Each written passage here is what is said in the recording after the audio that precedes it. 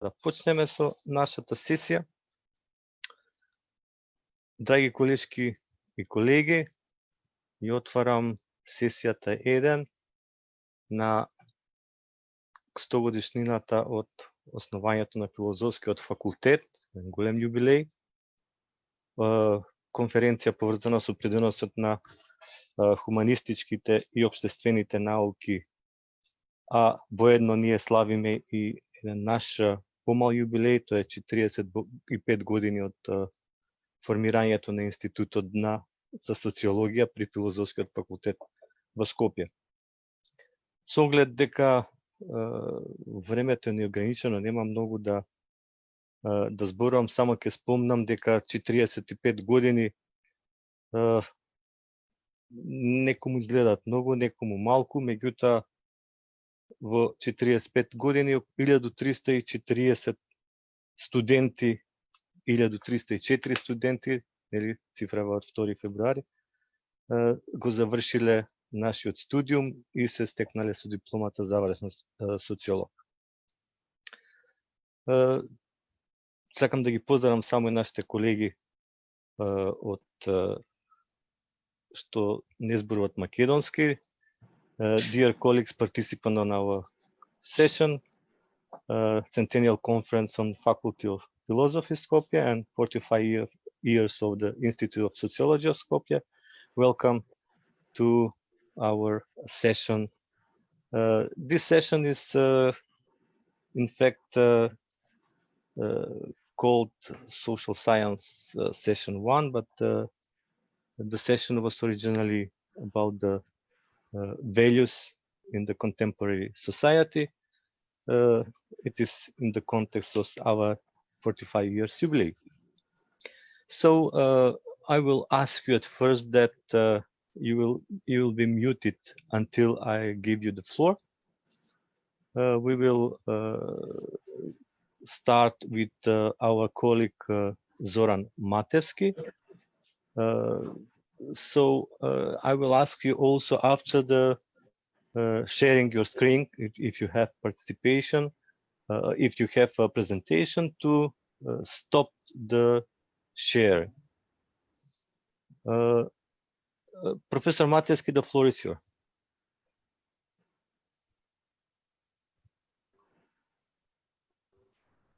Добро се слушаме, претпоставам, така?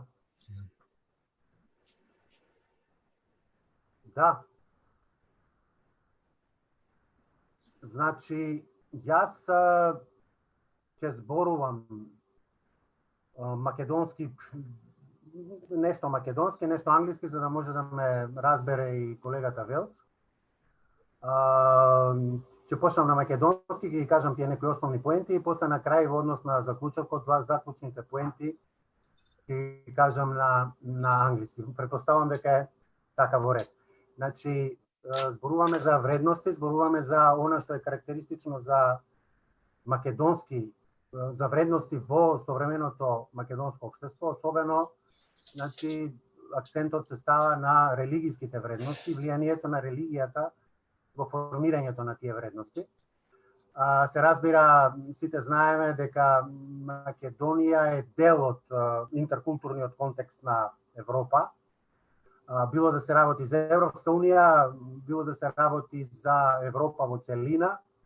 Ако збориме за религиските вредности, е дел од тој христијански контекст, особено дел од православниот христијански контекст и византиската цивилизација. Сега, клучно и битно што треба јас да го извлечам и што се обидам да го извлечам, е да видам кои се тие, да видиме всушност кои се тие доминантни вредности, или дали има една доминантна вредност или има повеќе доминантни вредности, кои што траеле низ минатото во Македонија и кои што се сега актуелни во современото македонско општество. Таа доминантна вредност или доминантни вредности се есенцијални, всушност се клучни, есенцијални за да може и биле, од секогаш есенцијални за да може да се оствари кохабитацијата во Македонија и во минатото и сега. И она што е клучно и битно е кога вие ќе утврдите дека тие се битни, важни, доминантни и така натаму, да ги сочувате да ги конзервирате и на некој начин да се трудите да ги пренесувате, нели, преку процесите на социализација и културализација, меѓутоа и да ги внесувате внатре и во тој општествено-политички контекст и така натаму и така натаму. Кога збориме за религиските вредности, значи религиските вредности в принцип не се нешто изолирано, они се надоврзуваат на профаните вредности, значи самите сакрални вредности се надоврзуваат на профаните вредности, со тоа што на тие профани вредности им даваат некакво повисоко значење, влегуваат во корените, им даваат некакво појако, посимволичко значење, иако тоа ќе го видиме низ мојата презентација, може да се случи и религиските вредности во некои делови, во некои општествено-историски контексти да противречат на профаните вредности, на некој начин да ги гушат профаните вредности, но тоа ќе го видиме. Сега, кога збориме за Македонија и кога збориме за вредностите денес, ние мораме да се вратиме малце назад. Значи, она што е клучно битно за религиските вредности, јас ќе го третирам не во рамките на верници, него ќе го третирам во рамките на улогата на големите религиски организации. Се разбира, во Македонија тоа е Македонската православна црква, која Охридска, нели, архиепископија, која што е всушност наследник на виталната Охридска архиепископија. Зашто е сега ова важно? Ова е битно затоа што Македонија е рано апостолска земја, она го прима христијанството многу рано, уште во првиот век со свети апостол Павле. Потоа многу рано преку свети Кирил и Методи, свети Климент и Наум и така натаму е христијанизирана и од 11 до 18 век вие имате едно исклучително високо, темелно, длабоко влијание на Охридската архиепископија. Знаете дека во тоа време клучни биле, нели, после првата шизма, Цареградската патриаршија и Охридската архиепископија. Охридската архиепископија направила и всушност е она, нели, почитувана, она се изборила да Отоманската империја ја почитува незината автокефалност и така натаму. И од тогаш почнува, тоа е сега битно, почнува незиното профилирање као народна црква. Значи, во суштина, тоа е црква која што се грижи за националниот идентитет, македонскиот јазик, македонската култура, македонските традиции, и затоа и всушност и денеска, во петот на црквите која гледате, Македонската православна црква е една од тие 5 рано апостолски цркви кои што ние ги нарекуваме народни цркви, цркви кои што се грижат за националниот идентитет. И сега тоа значи дека вие имате суштински клучни корени кои што на Македонската православна црква кои играат и одиграле улога во градење на вредностите, вие ќе видиме сега зошто е тоа битно и зошто тоа не можете вие никако да го искорените и зошто тоа прави трауми во одредени општествени моменти. Сега што се случува? Ако доаѓаме сега до современото македонско општество, значи, ако тргнеме еве од основањето на Македонија како самостојна држава, после дисолуцијата од Југославија, ви имате една ситуација во која што се влегува во еден исклучително битен транзицијски момент во кој што имате јаки социјални промени и тие социјални промени всушност ги детерминираат промените на вредности.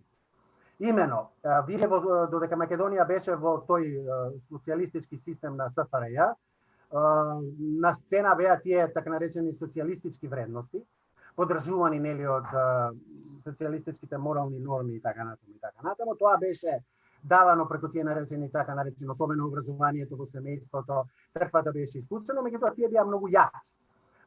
Заедно со оние вредности од типот на алтруизмот, еднаквост, братство, единство и така натаму. Со падот на Југославија, се поклопува со падот на комунизмот, формирање на Македонија као самостојна држава, ви паѓаат, нормално, социјалистичките вредности, сега треба да се етаблираат овие граѓански вредности, кои што на некој начин се битно поразлични од социјалистичките вредности. Меѓутоа на Македонија и се случи нешто што може би беше очекувано, може би не, но етаблирањето на тие граѓански вредности одеше многу тешко, травматично и многу тешко се етаблира. Веројатно неколку причини има за тоа. Македонија, како и другите држави на Балканот, нема демократска традиција, плурално демократска традиција. Тоа е една работа, втора работа, истражувањата социолошки покажуваат дека овие држави, вклучувајќи и Македонија, имаат наследена авторитарна култура на владење, што ние го чувствуваме сега, како што е, например, случајот со Србија, Црна Гора, слично и во Македонија и така натаму. И сето тоа оневозможи етаблирање на тие граѓански морални вредности. Како резултат на тоа се случи вакуум на морални вредности, се случи онаа морална паника во вокабуларот на Томсон, да речеме, и во таа празнина, де факто, ние се доведовме во ситуација да немаме вредност. Огромен број на автори тогашни и мои колеги, кои што, да речеме, пред 5 или 10 години, кога истражуваа колегите од типот на Шушниц до Вукомановиќ денеска, огромен број на автори велеа дека всушност вие кога гледате една маса, на масата наместо да имате тањери, чаши, лажици и све што треба да имате, вие немате ништо. Масата е празна. Значи нема вредност. Вредностите практично се доведовме во една ситуација да немаме вредности или одредени вредности тотално се трансформираа и се изгубија и се трансформираа во други кои што пред тоа беа негативни. Дојде до таа макиавелистичка, нели, целта ги оправдува средствата, бизнис корпорациите, бизнисмените растеа како, нели, печурки после дожд, со, нели, лажење, крадење, затајување на данок, се случи таа болна транзиција и така натаму и моралните норми практично беа ставени на страна, масата беше празна. И во тој момент се создаде простор, всушност, тој вакуум да го пополнат тие така наречени религиски норми кои што јас ги истражувам и така натаму. И религиските норми се обидоа и на некој начин успеа да го пополнат тој вакуум и се повеќе и повеќе тие религиски норми се инфилтрираа натре во современото македонско општество. Тоа се правеше на неколку начини. Тоа го правеше, да речеме, Македонската православна црква, Исламската верска заедница, тоа им беа фактички добитна карта во ракав за да спроведат идејата за, нели, имплементирање на религиско образование во државните училишта. Го направија тоа, меѓутоа недоволно, нели, само 5 одделенија има. Тоа се правеше во семејството, луѓето се враќаа на религијата, меѓутоа она што мене ми покажа во моите истражувањата на моите колеги, вистинско враќање на религијата се случи после конфликтот, после 2001. Значи 2001 и конфликтот во 2001 е последниот, клучниот, круцијалниот шок, што ги потресе од корен македонските граѓани, после сите оние транзицијски кризи и така натаму, ова беше најголемата криза. Значи етнички конфликт, етничка војна, религиски конфликт, религиска војна, иако многу истражувања треба да направиме па да видиме дали е каква војна беше, дали беше религиска, етничка или бизнис војна и така натаму, но тоа беше дефинитивно шок.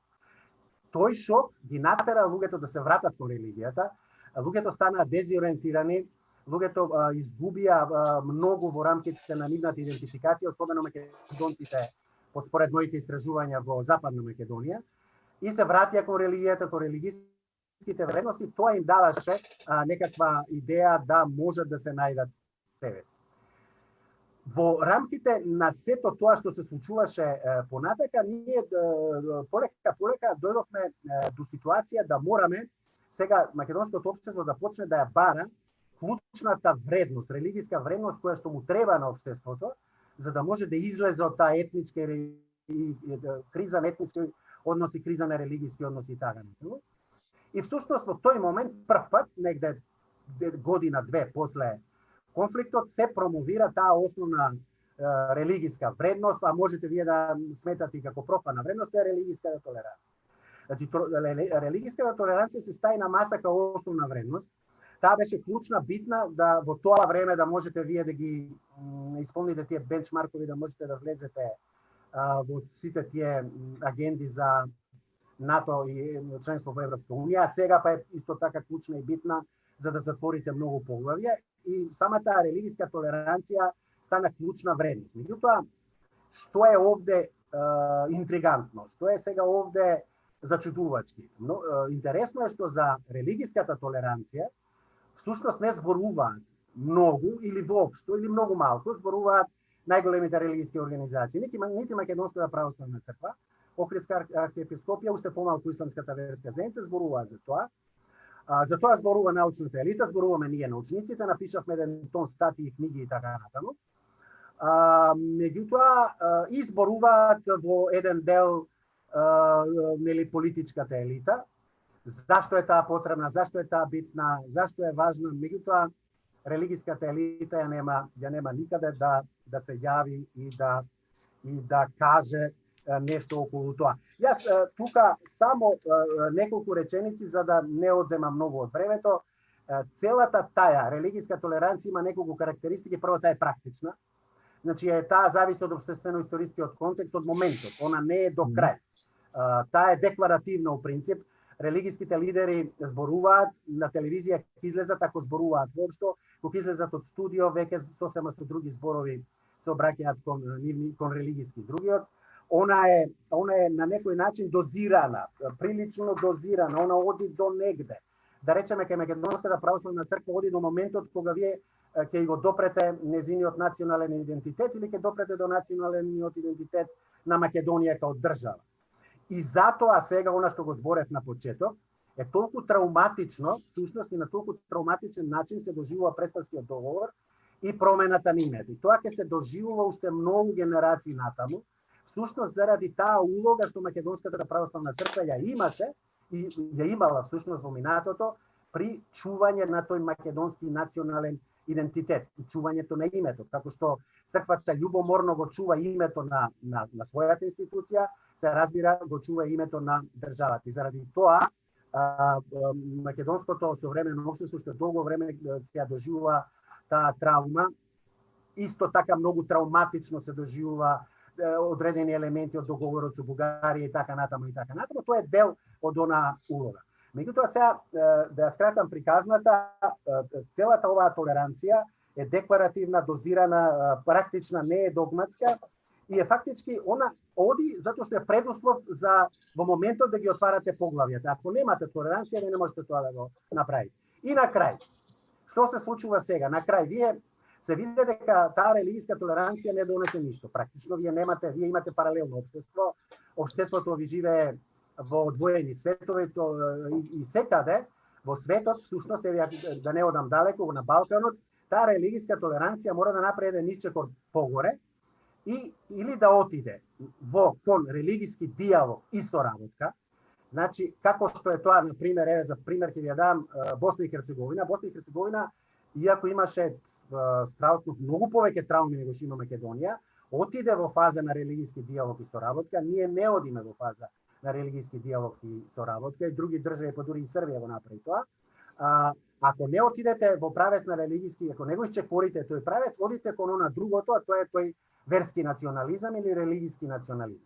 Денес, како ги слушате големите лидери, великодостојници и од ИВЗ и од МПЦ, вие гледате верски национализам. Вие многу малку гледате, и сега немам време, ако после во дискусија разговараме, можам да цитирам некого. Така, и тука всушност завршувам со тоа, затоа што религискиот диалог и соработка може да ве однесе до третиот, оној најпосакуван чекор, а тоа е екуменизмот. Или во случајот неоекуменизам, што всушност значи помирување или љубов, обостранна љубов меѓу христијанството и исламот. Сега претпоставувам дека ќе ми дадеш 2-3 минути на англиски да ги кажам сите овие значи поенти. The European intercultural context includes Republic of North Macedonia, which regionally belongs to the Balkans, not only regarding its geographic position, but also considering its politics and culture. The social order of the states runs on neither an isolated nor as entirely unique one.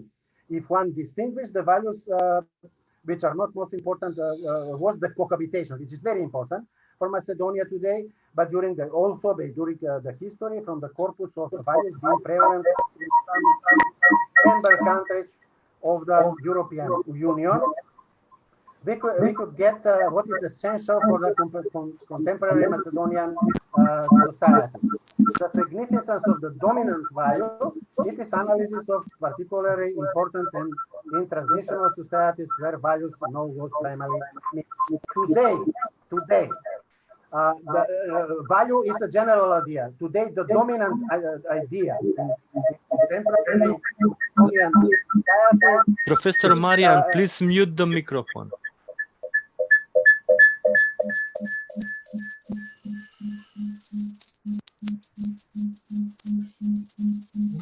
Marian treba da go isključi. Left, in the left corner on the Zoom.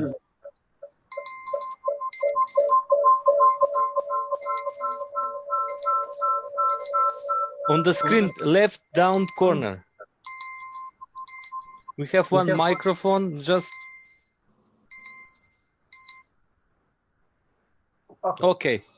After the, this is the first point. The second point, after the fall of communism and the big social changes that happened, Macedonian people lost orientation, but still they believe that there is some way out. It's a matter of time when will be found in the search for a way out. Macedonian faced with ideas, beliefs, and values which are traditionally connected with the Orthodox religion and Macedonian Orthodox Church in the past. Today, the crucial value is religious tolerance. Religious tolerance, which is one of the four big ideas between church and state. First is denationalization of church properties.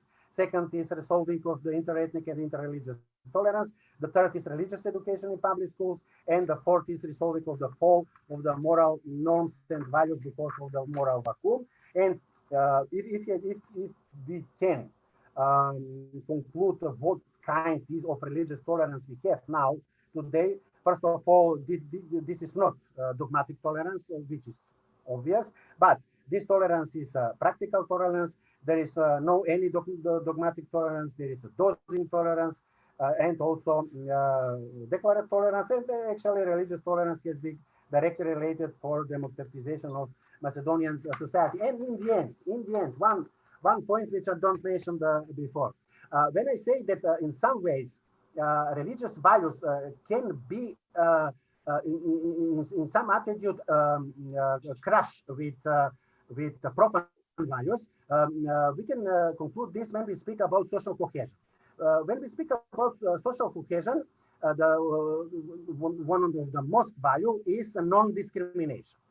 This is the value which is in somehow crash with religious values in Orthodox Christianity. For example, Orthodox Christian, Macedonian Orthodox Church, and his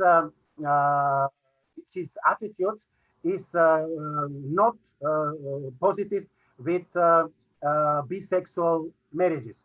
It's not positive with bisexual connections. It's not positive with some professions like is, for example, prostitution, etc., etc. And because of that, this is the problem when you want to have a social cohesion and non-discrimination. And somehow, in some periods, for example, legalization of prostitution, legalization of marijuana, etc., etc., in some period of the social context, the church can somehow crash the profane values such as non-discrimination and social cohesion. Thank you very much for your attention. We can continue with Professor Taševa. Professor Taševa, the floor is yours. Thank you. Can you hear me? Yes, it's okay, sir. I will start with English, but later we pass on Macedonian. My text is connected with Petkov Misirkov reflections regarding the formation of the Macedonian nation, presented in the 5 papers collected in the book on Macedonian matters. When I was rereading Misirkov's on Macedonian matters, Max Weber's thesis kept coming to my mind, which says that ethnicity is connected with the common fate, where the nation has a political background, the formation of the nation is related with the formation of the state, or at best, having the aspiration to form a state. At the same time, as I was becoming more convinced that Misirkov had fully accepted the thesis of the modernist theory of the nation, that the nation is a modern phenomenon conditioned by the needs of the modern organization of the society. Misirkov does not raise his perception of the nation to a theoretical level, but the following of the concrete happenings of the Balkans clearly pinpoint his approach from a modernist standpoint, according to which the proto-national awareness can, but does not necessarily find its continuation in the nation. His analysis starts from the Middle Age, when, on the territory dominated by a Slavic population, two proto-national identities are formed, Serbs and Bulgarians. On the territory of geographic Macedonia, they take turns in accordance with the political constellation. Under the Ottoman rule, the criteria of self-identification become status, raya, as an expression of a subordinated political position, and religion, kauri, as an expression of a subordinated religious position. The term Bulgarians is added to this, partly as a proto-national and partly as a cultural determinant, according to a Greek identification of the Bulgarian as simple, uneducated, vulgar. The role of the common faith in the formation of the proto-national identity is shown in the example of the population in Bulgaria and Macedonia in the Ottoman period. In both populations, the relations between Turks and Christians were the same. Regarding their religion, they were in the same position, and also the easy communication condition by the geographic configuration of the ground contributed to close relation between two. Misirkov links the building of the nation with the processes of separation from the Ottoman Empire and the formation of separate states. He assesses the time of living in one's own political organization as an important factor in the process of strengthening the national awareness and the definition of its own national goals. Hence, on the one hand, the clear definition of the goals that Serbia and Greece had relating the expansion on the territory of Macedonia. They had 80 years at disposal to define their own national ideas and to devise ways to fulfill them. And on the other hand, the undefined ideals of Bulgarians who have their own state only 5 years, 25 years, their preoccupation with political arguments that take our all energy and prevent the definition of unique national goals. Misirkov follows the process of separation from Bulgarians by indicating some factors that accelerate this process. He points to the common destiny during the Ottoman rule. We were brothers by our destinies, and we were equal towards the government and the phanerotic order. The common destiny reinforced the general name Bulgarians up to Bulgaria's liberation, which renamed by tradition in Macedonia after the liberation of the former.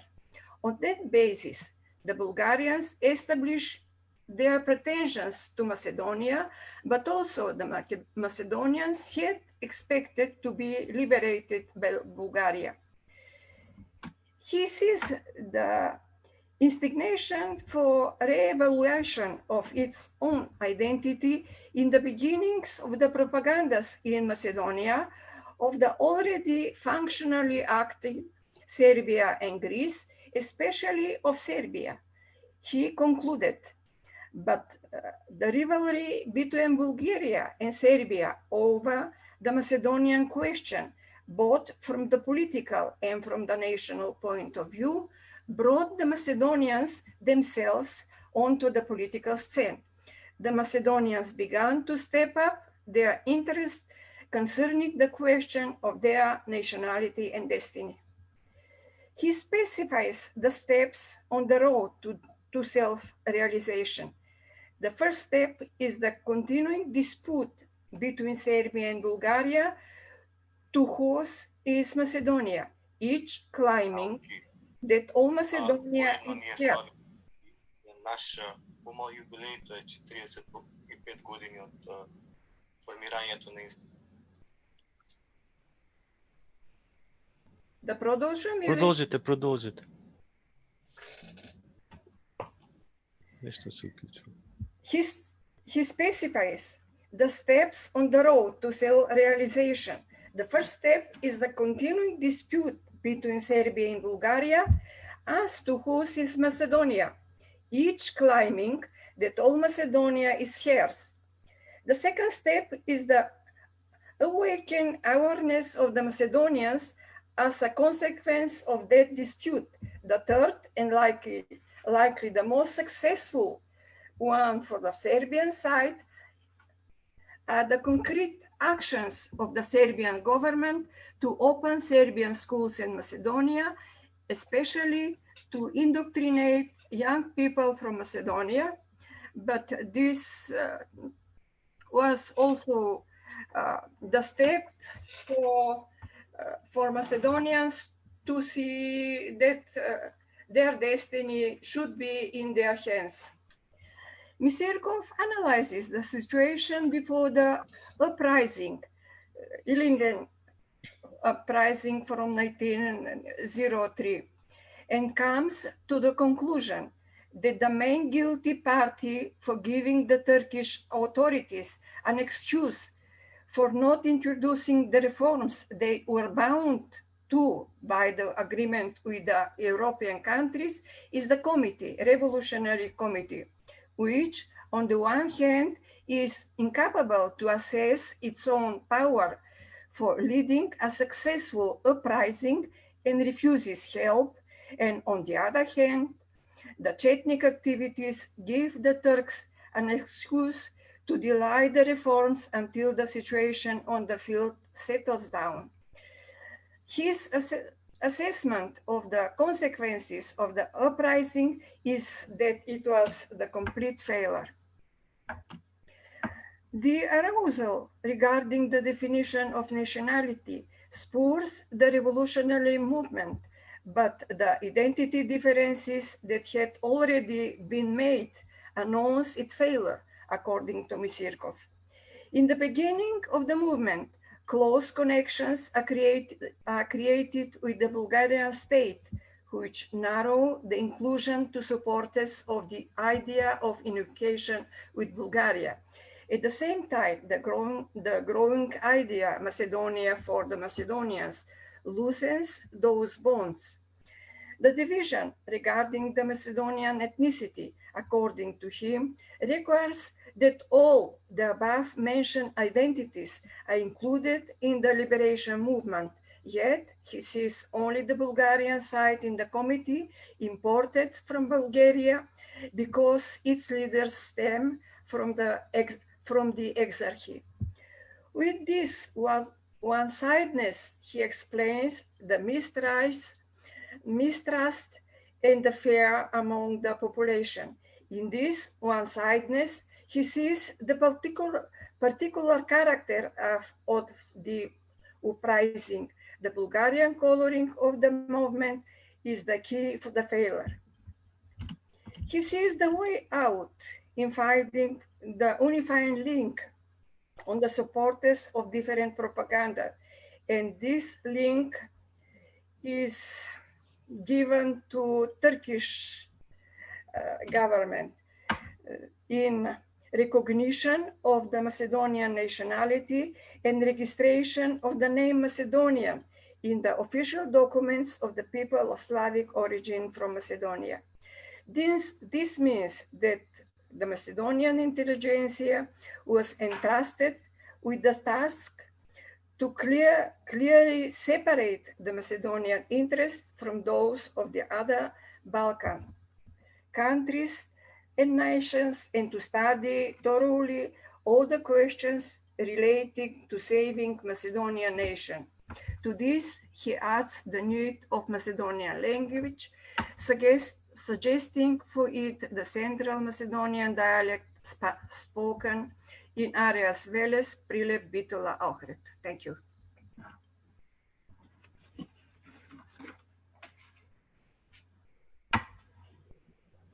Thank you, Professor Taševa, for your presentation. It is very interesting one. We all know the fact that Krste Misirkov, although he was very famous linguistic science, I would say, but we can also think of his work as the one that it can be classified also as sociological, especially his dialogues with Husset and Watson on nationality on the Balkans. Now we are continuing with the presentation. The next one is Professor Ilo Trajkovski. In fact, this is a joint paper of Professor Trajkovski, Antoanela, Petkovska, myself, and Professor Mihajlo Popovski. It's about political and ideological orientations of Macedonian citizens, and it is based on the results of European Value Study Project. Professor Trajkovski, the floor is yours. Thank you. Now with this change that we have, I'm a bit uncomfortable because I prepared my presentation in Macedonian language, and I will do it in Macedonian. Hopefully later on, the only one among us, our colleague Vels, who does not understand Macedonian, will show some interest, and then I will translate for him, or I will try at the end to translate the general conclusions of the presentation. Okay? It's better, yes. Okay. So, јас ќе зборувам за оваа тема, политичките и идеолошките ориентации на македонските граѓани, ќе презентирајќи го заедничкиот труд со колегите Antoanela Petkovska, Konstantin Minoski и Михајло Поповски. Ние четворицата сме македонскиот тим на European Value Study, кој што го изведе вториот бран на Survey во Македонија 2018 година и пред тоа првиот во 2008 година. Големо истражување кое што дава можност за на споредбена анализа, како диахрониски, значи пред 10 години, како сега, и истовремено синхрониски во дадениот момент, како македонските граѓани се ориентираат политички и идеолошки во споредба со другите земји. Ова е отприлика структурата на презентацијата, ќе одам во неколку точки, дефинирање на поимите, мерење на скалите и така натаму, една по една, и се времето останува 20 минути, како што се договоривме, или 15, колку е? 15. Во однос на, да нема да губам време со дефинирањето на поимите, идеолошките политички ориентации како термини се употребуваат често пати паралелно со други термини, како што се политички идеологии, политички спектрум, идеолошки ориентации, понекогаш и политичка култура и ставови, но нема да влегувам во тоа. Овде, бидејќи станува збор за емпириско проучување, битно е како се тие операционализираат, како се тие преобразуваат за емпириските дофаќања на овие обемни поими, да кажем теоретски. Постојат бројни политички операционализации на овие два клучни поими, или повеќето од нив. За сите нив јас наоѓам од методолошка перспектива заедничко дека се две идеи. Првата, дека тие ориентации на два пола, што значи имаат насока, либерална, конзервативна, левица, десница и така натаму. И второто има континуум, односно степен или јачина на интензитет, да речем, на ориентацијата помеѓу тие два пола, што се најчесто искажува преку конструкција на различни скали, на ставови, на ориентации и така натаму. Ќе ги поточувам конкретните кои што ги употребивме, кои што може да се употребат. Ова презентација и овој труд прилог е во рамките на неговите цели се да направи компаративен приказ, како што реков, во врска со во однос на 10 години претходно ситуацијата и анализа на профилот на политички ориентации на македонските граѓани во споредба со европските ориентации, ориентации на европските граѓани и на второто ниво, да речем, регионално.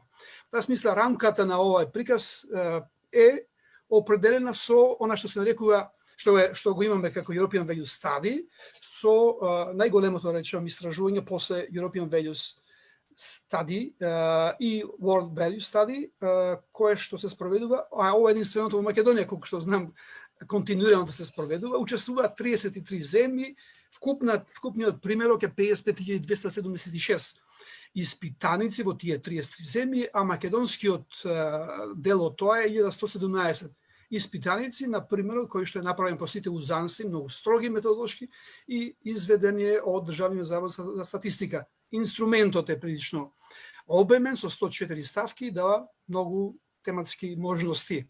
Јас овде ќе зборувам како друга рамка која што ги определува политичките и идеолошките ориентации, местото на политиката во животот на македонските граѓани, како тоа било, да речеме, во 2008 година и како е денеска. Денеска е состојбата следната.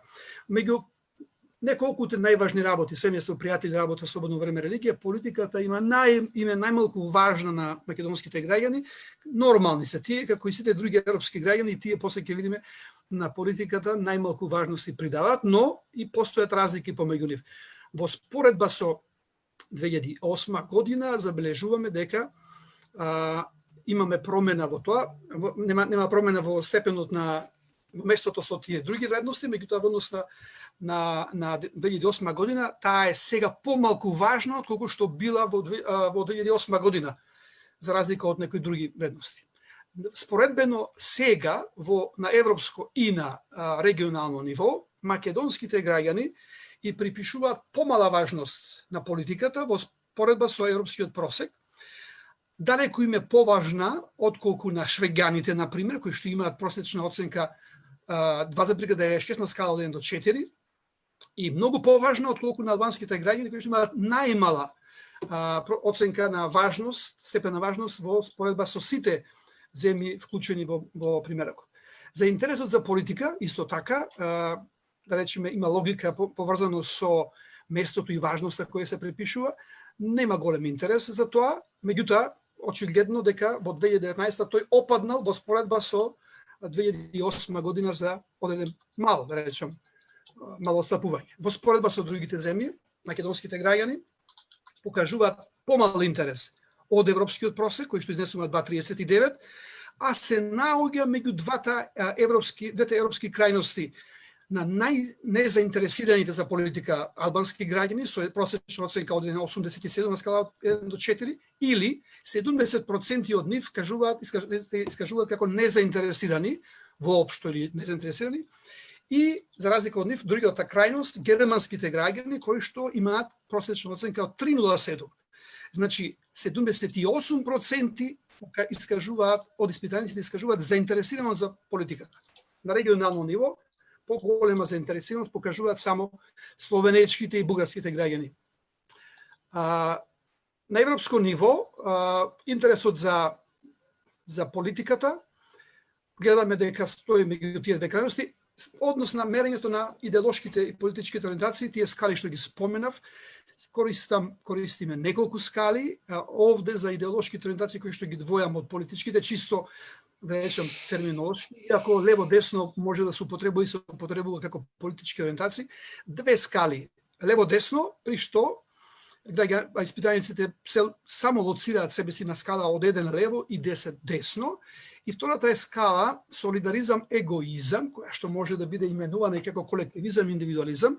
Таа се изведува на основа на ставовите кон 5 ајтеми за потребите на луѓето, дали за нив треба да се грижи повеќе државата или единките сами, дали невработените треба да имаат можност да бираат работа ако им биде понудена од некоја јавна институција, или да мора да прифатат што ќе им се даде, дали конкуренцијата добра или лоша, платите да бидат поизедначени или поразлични, и собственоста, дали преферираат на скала од 1 до 10 државна или приватна собственост.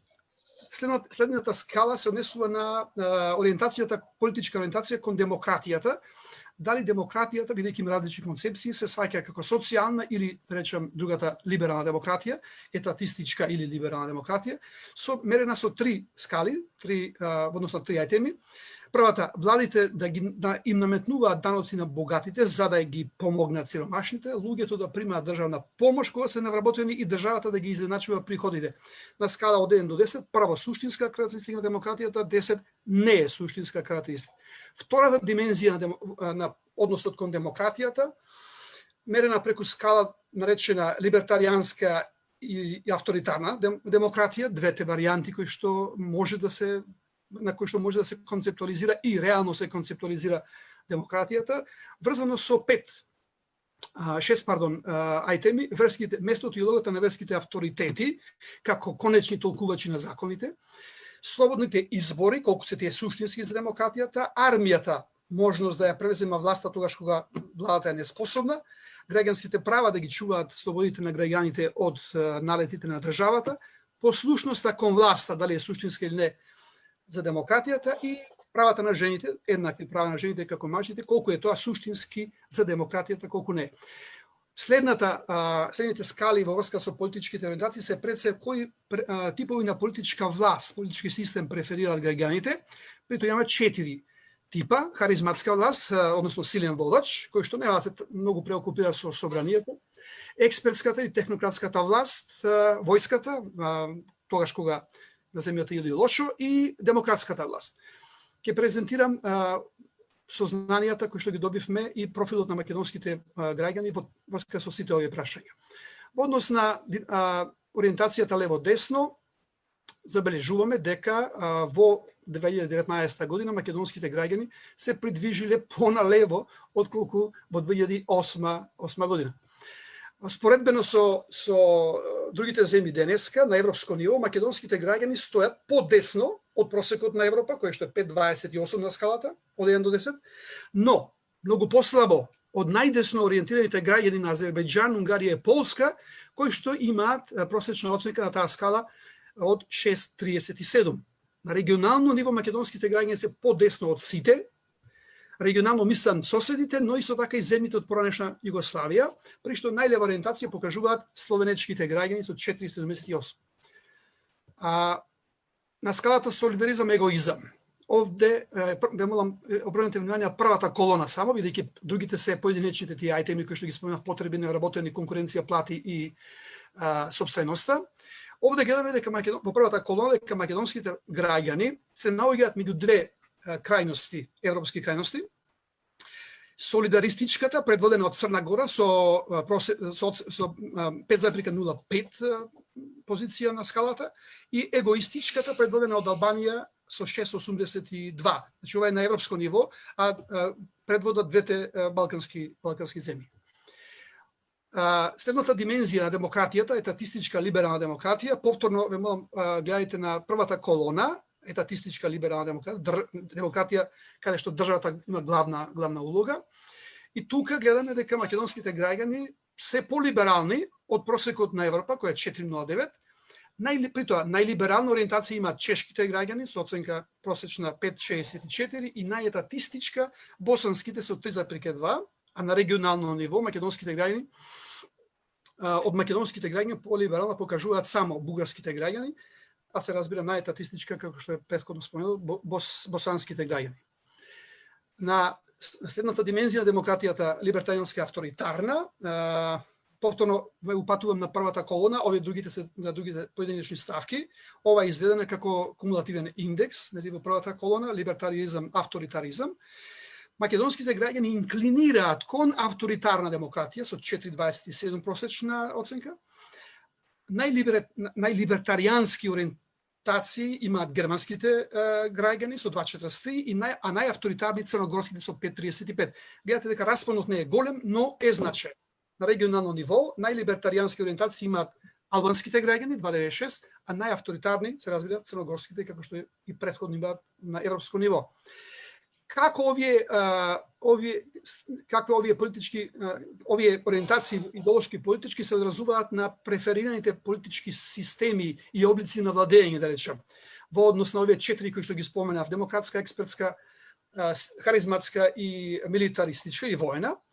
Според мен од 2008-2009 година најпрефериран систем е демократскиот, потоа експертската, харизматската и на крајот најмалку милитаристичката војната. И таа тенденција е, мислам, тој ранг е исти како во 2008, но со поголеми оценки во овај бран. На ниво на поединечни ставки, македонските граѓани се покажуваат како прилично прохаризматски ориентирани. 77,3% сметаат дека овај систем на владење е добар. И со тоа се доближуваат до најхаризматски ориентираните граѓани на Грузија, кои што имаат највисок процент, 78,4% од сите европски земји вклучени.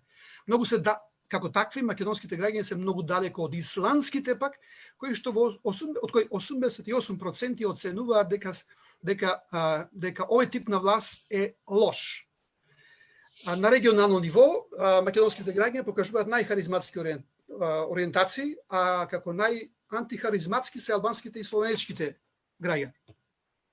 Во однос на технократската власт, македонските граѓани се доближуваат до најтехнократските ориентирани граѓани на Албанија, со 90, каде што 90% сметаат дека тоа добар облик на владење, и се многу далечини повторно од данските граѓани, за кои што овој тип на владење на експерти е лош. 67% од нив оценува дека тоа е лош систем.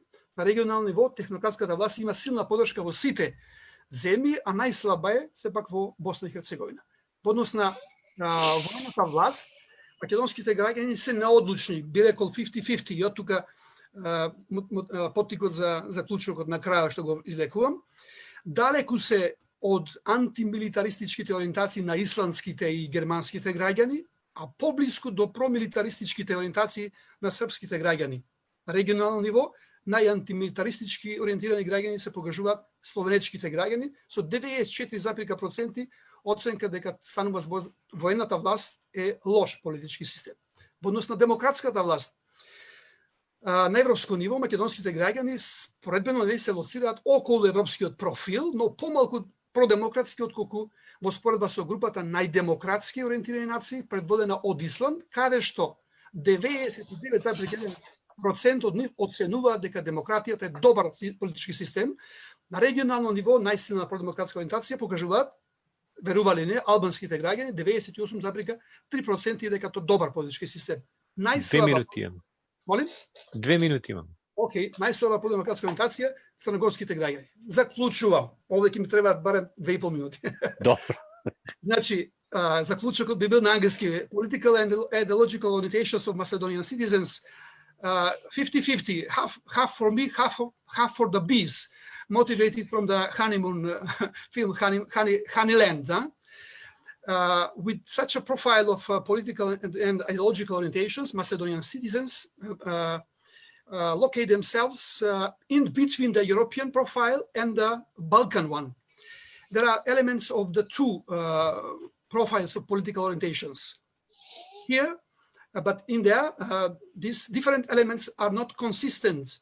So I would say that the Macedonian, the political orientations of Macedonian citizens are kind of eclectic composite.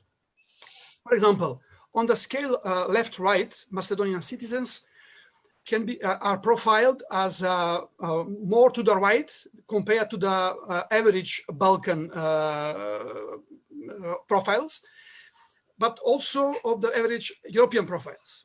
On the scale of solidarism and egoism, Macedonian citizens show as a more solidaristic compared to the average in Europe, but they are located in between the two Balkan extremes, the solidaristic one in Montenegro and the individualistic one in Albania. On the other side, on the etatism, liberalism scale, they show more liberalistic orientations compared with the European average, and more liberalist at the regional level.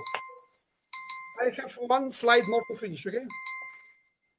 This kind of inconsistency is also visible in the next scale, libertarianism, authoritarianism. Here, Macedonian citizens show more authoritarian profile than the average European one.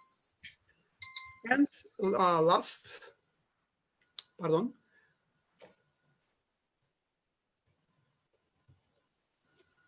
No, I'm not starting from the beginning.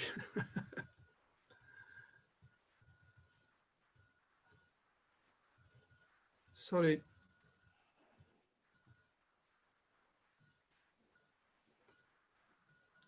So this was now. How this ideological and political orientations affect the preferences towards four different political systems: the charismatic, the technocratic, the democratic, and the military. Here again we see a kind of inconsistency, although they are strongly pro-democratically oriented, and they are close to the European group of countries led by Iceland, where, as I showed, the biggest majority show pro-democratic orientations. But also on the other side, on the scales of the three authoritarian types of government, the profile of Macedonian citizens is more like the typical Balkan profile than to the European one. So they show highest pro-charismatic orientation in the Balkans. They are very close to the most technocratic-oriented Albanian citizens. And in terms of the military rule, they show typical Macedonian profile, neither fish, neither girl, half. So I finish here. Okay, thank you very much, Professor Trajkovski. Please stop share the screen.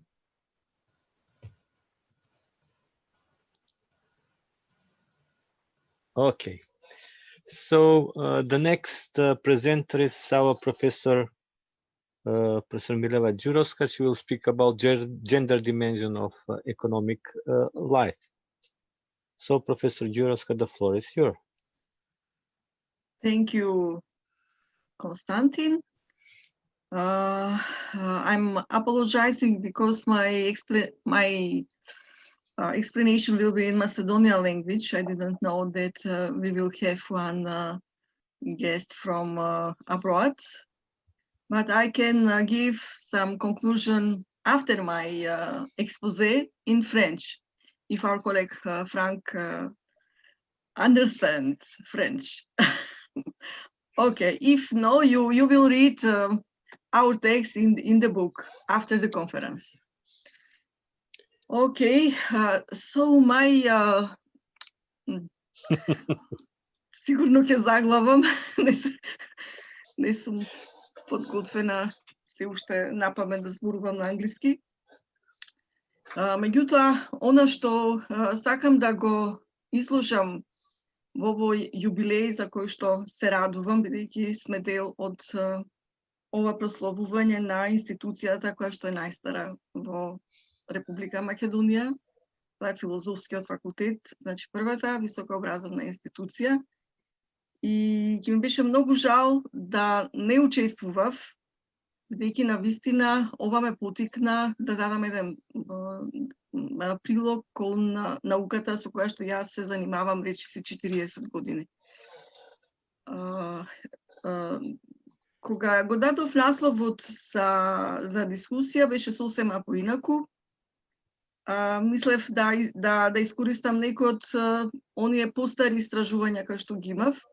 Меѓутоа, одејќи и благодарејќи на ова време што го имавме во последниве неколку месеци, видов дека ова материја за која што јас сакав да зборувам, а тоа е родот и економијата, односно родот и општеството, е значително изменета. Значи, се случуваат такви промени во концепцијската рамка на родот, кои што врз основа на кои што може да се објаснат многу други промени кои што се случуваат во општеството. И токму тоа, јас не имам многу време овде да ги елаборирам нештата, туку само ќе ги поставам прашањата кои што понатаму ќе бидат повеќе разработувани. И се разбира дека во рамките на 15 минути ќе биде притесна рамка, но сепак ќе се обидам. Значи, јас прво ќе ја поставам една теза дека општествените науки во последните 20-30 години во нивната епистемолошка рамка се случија значителни промени. Во однос на социологијата ќе речам дека во времето кога таа го достигна својот врв, некаде во 80-тите години на 20-тиот век, во главна истражувачка тема и она на што социологијата растеше во суштина, тоа беше истражувањата на нееднаквостите и на општествената структура. Значи, тоа беше топ тема и ние од тој период имаме еден голем создаен капитал кој што укажуваат на карактеристиките, на нивоата, на структурите, на нееднаквостите и така натаму. И се разбира, беше сосема легитимно да се зборува и за причините на процесите, на појавите, што денес не е случај. Значи имаме и би сакала да укажам и да ја поентирам оваа промена која што се случува на тој план. И како што мојот драг колега Зоран Матевски ја начна на некој начин и темата за вредностите, констатирајќи дека има голема промена во вредносниот систем. Меѓутоа, секогаш диагнозите дека има промени во вредносниот систем се почеток во секоја анализа, но веројатно наша задача во иднина ќе биде да одговориме на прашањето што е тоа и зошто што ги менува вредностите и во која насока тие се менуваат. Можеби како и секогаш анализата на джендер, на родот, на родовата проблематика, како што беше случај некаде во 70-тите и 80-тите години, да ги постави на една подсврста основа нееднаквостите и преку примерот на родот, преку примерот на одредената положба на жените во општеството, да одговори на многу прашања кои што се врзани со нееднаквоста, воопшто на нееднаквостите на пазарот на трудот и во економијата. Во тој сегмент ќе истакнам дека зошто се случи тоа, значи да довршам мислата со вредностите, дека ние сега се наоѓаме во фаза на едно општество кое што се гради, значи општество за кое што општествените вредности не се важни, не се битни. И гради едно индивидуалистичко, универзалистичко општество, односно се развива еден таков концепт на универзализам. Значи, неолибералната парадигма токму води кон таа насока. А насловот на мојот текст сега гласи пост-родово општество. Значи, ние имаме целосна промена на концептот на родот од оној кој што ние го имавме барем конкретно на 90-тите и првите години од 20-тиот век. Во однос на ова се поставува уште едно прашање, а тоа е прашањето за тоа каде треба да започне анализата во суштина. Барејќи од општествените науки да бидат тие целосно, како и сите други науки, да бидат целосно апликативни, се случи тоа да јавните политики, оние кои што ги креираат државните администрации, го заменат местото на науките, вклучувајќи тука и социологијата. Значи, би заклучила дека многу од политиките денес фигурираат како базично знаење за општеството, но и базична референца во научните трудови. Се чини дека ерата на јавните политики, кои својата експанзија ја доживеа на почетокот на 21 век, значително побрзо ја афирмира родовата перспектива како специфично поле на истражување, создавајќи еден своевиден вид на така наречениот политички феминизам. Значи, според некои аналитичари, овие политики може да бидат реакција на родовата неравноправност, значи ја имаме како таква. Меѓутоа, според некои тоа овој аспект на тотална доминација на јавните политики има и една креативна димензија. Тие не се само реактивни, туку и креативни, бидејќи претендираат да создадат една сосема нова концепција, една сосема нова парадигма, каде што го потребуваат терминот джендер и јас не знаев како да го преведам и го преведов како родовост. во сите сфери на општественото живење. Значи, меѓутоа, без дефинирање на некои посебни релации во однос на полот, тоест телото. Ова го истражува во француската социологија Бачи во 2009 година. Овој пристап значи се фокусира повеќе на методологијата на креирање на јавните политики отколку ефектите што самите политики ги даваат. Недостатъчна родовост во сите сфери на општественото живење. Значи, меѓутоа без дефинирање не знам што. Океј, продолжи. Да. Веројатно се снима па се репродуцира на некој начин. Може би ќе биде иритирачко за оние што ќе истакнат, кои што се занимаваат со политичките прашања, да кажам дека социологијата била доста конзервативна на планот на студирање на родовите прашања. Од социолошката литература навистина прилично заостанува од феминистичката литература на тој план, но уште е полоша ситуацијата со политичката наука, со политичките науки, кои што навистина покажуваат многу висок степен на конзервативизам во поглед на истражувањето на родовите прашања. Ова се должи на, според аналитичарите, на две причини. Односно, бидејќи политиколозите претендираат да го сведат, да го редуцираат политичкиот феномен на веќе познатите прашања поврзани со држава, политика, избори, јавни политики, институции и така натаму. И поради тоа што како последица на ова ограничување на политичката сфера, значи се јавува една област која што не може да биде вклучена тука, каде што и текако во многу голем обем влијае политиката, а тоа е она што подоцна може би ако стигнам ќе го начнам во анализите, тоа представува сферата на приватното семејството, одгледувањето на децата, образованието и така натаму. Политиката веќе нема граници, сферата на приватното постојано се стеснува, се ограничува, додека политичкиот феномен станува многу пораспространет и ги опфаќа скоро сите димензии на човечкото живење. Меѓутоа, аналитичарите сметаат дека политикологијата касни зад овие тенденции. Во однос на промените на концепцијата на родот, гледаме значителни промени. Не ме извезумува тој факт, бидејќи ако ја следиме реалноста, тогаш сигурно ќе се запрашаме што е она што се случува на тој план со овој, да кажам, со прашањата поврзани со хетеросексуалноста и односно хомосексуалноста.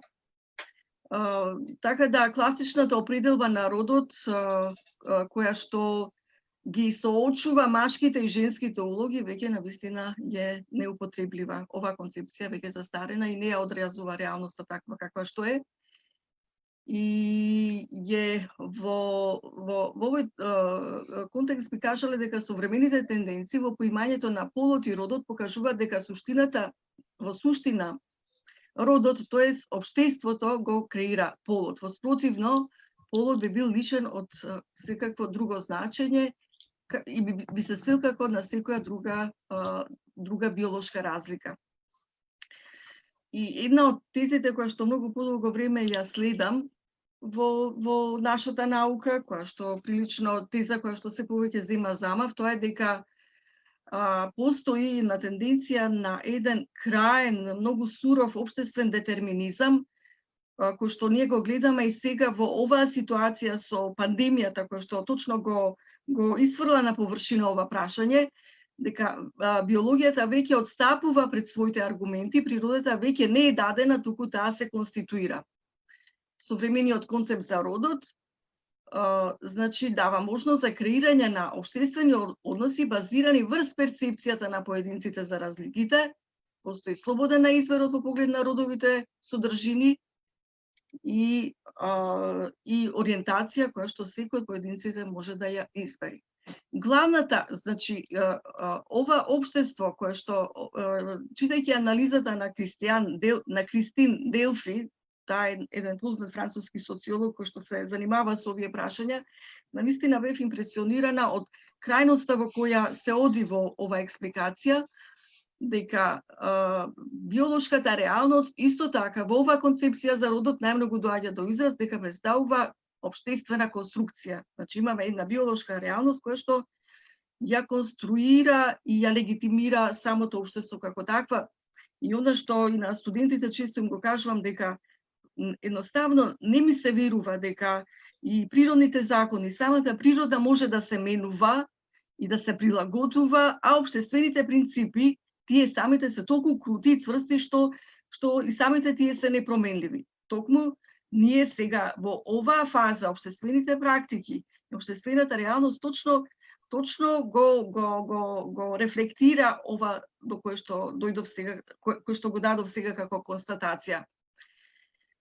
Во тој контекст, значи, има оваа концепција на Кристин Делфи има доста критики и особено, значи, во доменот на хетеросексуалноста, која што е јадрото на ова родова концепција, каде што во суштина критичарите велат дека повеќе представува една политичка институција чија цел е да воспостави контрола на целиот сексуален поредок. Значи, новото гледиште на родот не произлегува од феминистичката критика на родовите норми, туку од критиките на сите видови на норми кои што ја регулираат сексуалноста.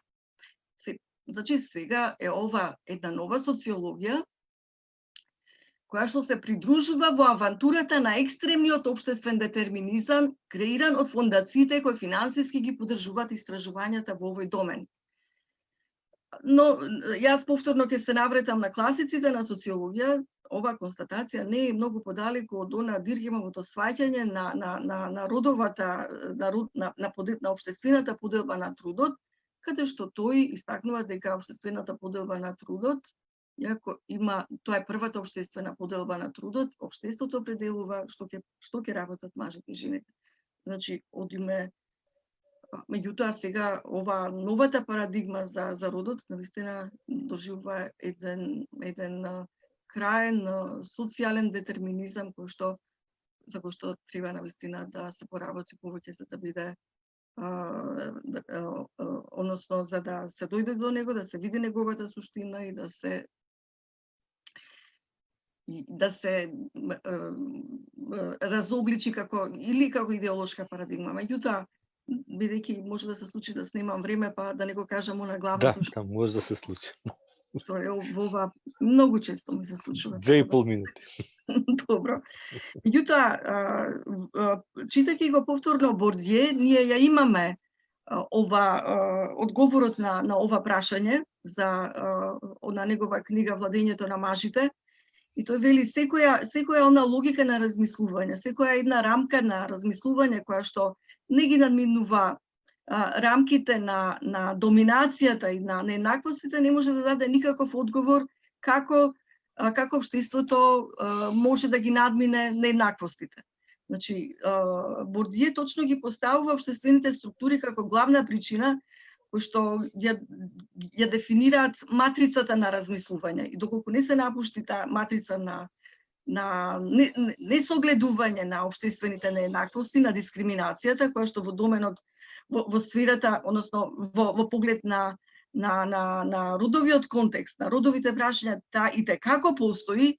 Јас имам понатаму аргументи кои што ги аргументира, сите можеме да ги прочитаме статистиките што покажуваат разликите во платите, разликите во работните места, можноста на жените да учествуваат во процесот на одлучувањето и така натаму. Значи, видливи се, очигледни се индикаторите кои што покажуваат на дискриминација, на нееднаквост во овој домен.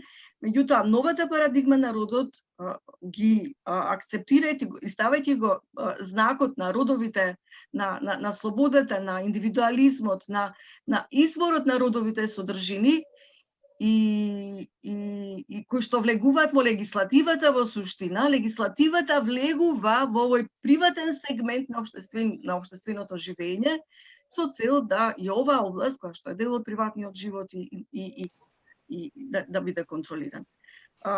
Друго прашање е колку концептот на родовата партиципација ги решава овие проблеми, дали со квотите, системот на квоти ние и со целосното инсистирање да имаме еднаква застапеност на малцинските групи, навистина ќе го решаваме проблемот. Критичарите сметаат дека овие концепти на партиципација досега биле многу практикувани, но дека тие даваат малку резултати. Партиципацијата не ја гледаме во доменот на квалитетот на донесувањето на одлуки. Тамо немаме квалитетни одлуки. Ако аналитичарите ќе кажат дека кога има поголем број на жени во парламентите, тогаш корупцијата во тие земји е помала, не сме сигурни во тоа. Ние имаме во нашиот парламент, барем во минатиот состав на парламентот, имавме 38% жени во парламентарниот состав, меѓутоа Македонија беше на врвот од државите земји во кои што владееше корупцијата. Значи, родовата партиципација решена на овој начин не ги менува структурите. Ода што Бордиев го кажува, ако не навлеземе во општествените структури, ние не можеме да влијаеме на полето на намалување на дискриминацијата и на намалувањето на нееднаквостите. И тука, например, ако еден од индикаторите кои што ги мериме доменот, значи ја мериме дискриминацијата во светски рамки и правиме компарација, тоа е активност на женската популација. Активноста на женската популација е многу важна варијабла, но за неолибералната економија, која што бара секој ден поединец со општеството, а жените се половина од популацијата на човештвото, значи да бидат вклучени во пазарните парадигми. Колку повеќе луѓе ќе бидат вклучени во пазарните парадигми, неолиберализмот си обезбедува еден многу значаен ресурс за својот опстанок.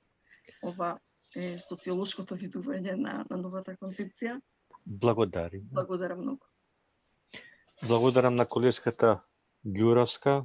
Thank you, Professor Gjurovska, for your presentation on gender dimension of economics life. Now, welcome back, Professor Niezgoda. Now we will continue with Professor Vesna Dimitrievska. She will have presentation on methods for research and society indicators of measuring the quality of life. Да искористам можноста да го честитам јубилеот пред се на факултетот, а посебно на нашиот институт. Чест ми е што еве на овој начин можам да дадам свој придонес. Малку е времето доцни часови, па верувам дека многумина се изморени и во однос на она што ќе го презентирам малку ќе бидам селективна, ќе оставам простор повеќе за размислување, со оглед на тоа што моите колеги веќе директно или индиректно посочија некои аспекти, а тоа се местото на социологијата денес, особено поимовно категоријалниот апарат со кој што социологијата денес, ако може да кажам, обслужува, но во тој контекст и можностите на научните истражувања. Темата за која што сакам да говорам е квалитетот на живот и зошто токму квалитет на живот и дилемите и можностите за мерење. Овој проблем е присутен подолго време во академските научните трудови, присутни се доста истражување, но моите заложби да го сватам, да го дефинирам поимот на вистина се соочувам не само јас, туку и многу истражувачи со сериозен проблем. Некако како да не се сваќа поентата, а постојано, особено сега во услови на пандемија, говориме за некаков квалитет на живот. проблемите можеби настануваат што различни науки различно пристапуваат, па доминација во истражувањето на овој проблем се економистите кои што говорат за квалитетот на производот, па натака го прошируваат својот домен на истражување, што често пати сметаат дека ова е чисто економски проблем. Но моите размислувања се што социологијата и каков е социолошкиот пристап кон овој и текако значаен проблем. Значи, интересот за изучување на оваа проблематика е мултидимензионален, многу науки се занимаваат во тој контекст и социологијата. Академска дисциплина, академско изучување на концептот на квалитетот на живот, некаде го среќаваме во 70-тите години на 20-тиот век. Добро е што се формира меѓународна асоциација за истражување на квалитетот на живот, која дава одредени насоки, но морам да кажам и тука доменот или делувањето на социологијата и социолозите малку како да е запоставено. Прашањето е квалитетот на човековиот живот. Значи, тоа станува збор за еден многу комплексен проблем, каде што, како што посочив, многумина сметаат дека тоа е условен од економската состојба во државата каде индивидуата живе. И по некоја логика можеби тоа е така, но ако не дадеме една подладинска социолошка анализа, затоа што денес бројни истражувања кажуваат дека квалитетот на живот на луѓето не зависи само од економските фактори. Тука се вклучени многу други фактори. Тоа е општествената сигурност, општествените институции, здравство, образование, политичката состојба и особено, барем за мене, е животната средина, а ќе видиме зошто. Интересен е во контекстот на ова што го говорам, податокот дека денес имаме интересни сознанија врз основа на научни истражувања. Во текстот тие ќе бидат елаборирани подлабоко, па не сакам да обрнувам, да се фокусирам многу на нив, но интересен е податокот што имаме сознанија земји со високо ниво на економски развој, слободата на индивидуата е ограничена. А ќе видиме зошто овој податок го изделувам како значаен, откако ќе дадам еден обид или за мене прифатлива дефиниција на квалитетот на живот, која може би е општа, но според мене би ги цитирала авторите, таа е дефиниција како субјективно доживување на сопствениот живот, но определена од објективните услови во кои индивидуата живее. Исто така и карактеристиките на личноста кои влијаат врз доживувањето на реалноста и специфичното животно искуство што го има индивидуата. Во оваа дефиниција ги имаме скоро сите аспекти кои што покасно во текстот се разработувани и всушност ни укажуваат на сериозниот проблем во однос на изделување на една социолошка дефиниција за квалитетот на живот. Неспорно е, тука сега малку одам кон она што ми е фокусот, дека многу дефиниции, многу различни пристапи, но проблемот, бидејќи во ова излагање мерењето, и можеме да кажеме дека постои тука разновидност. Има еднодимензионални, мултидимензионални пристапи во мерењето на квалитетот на живот.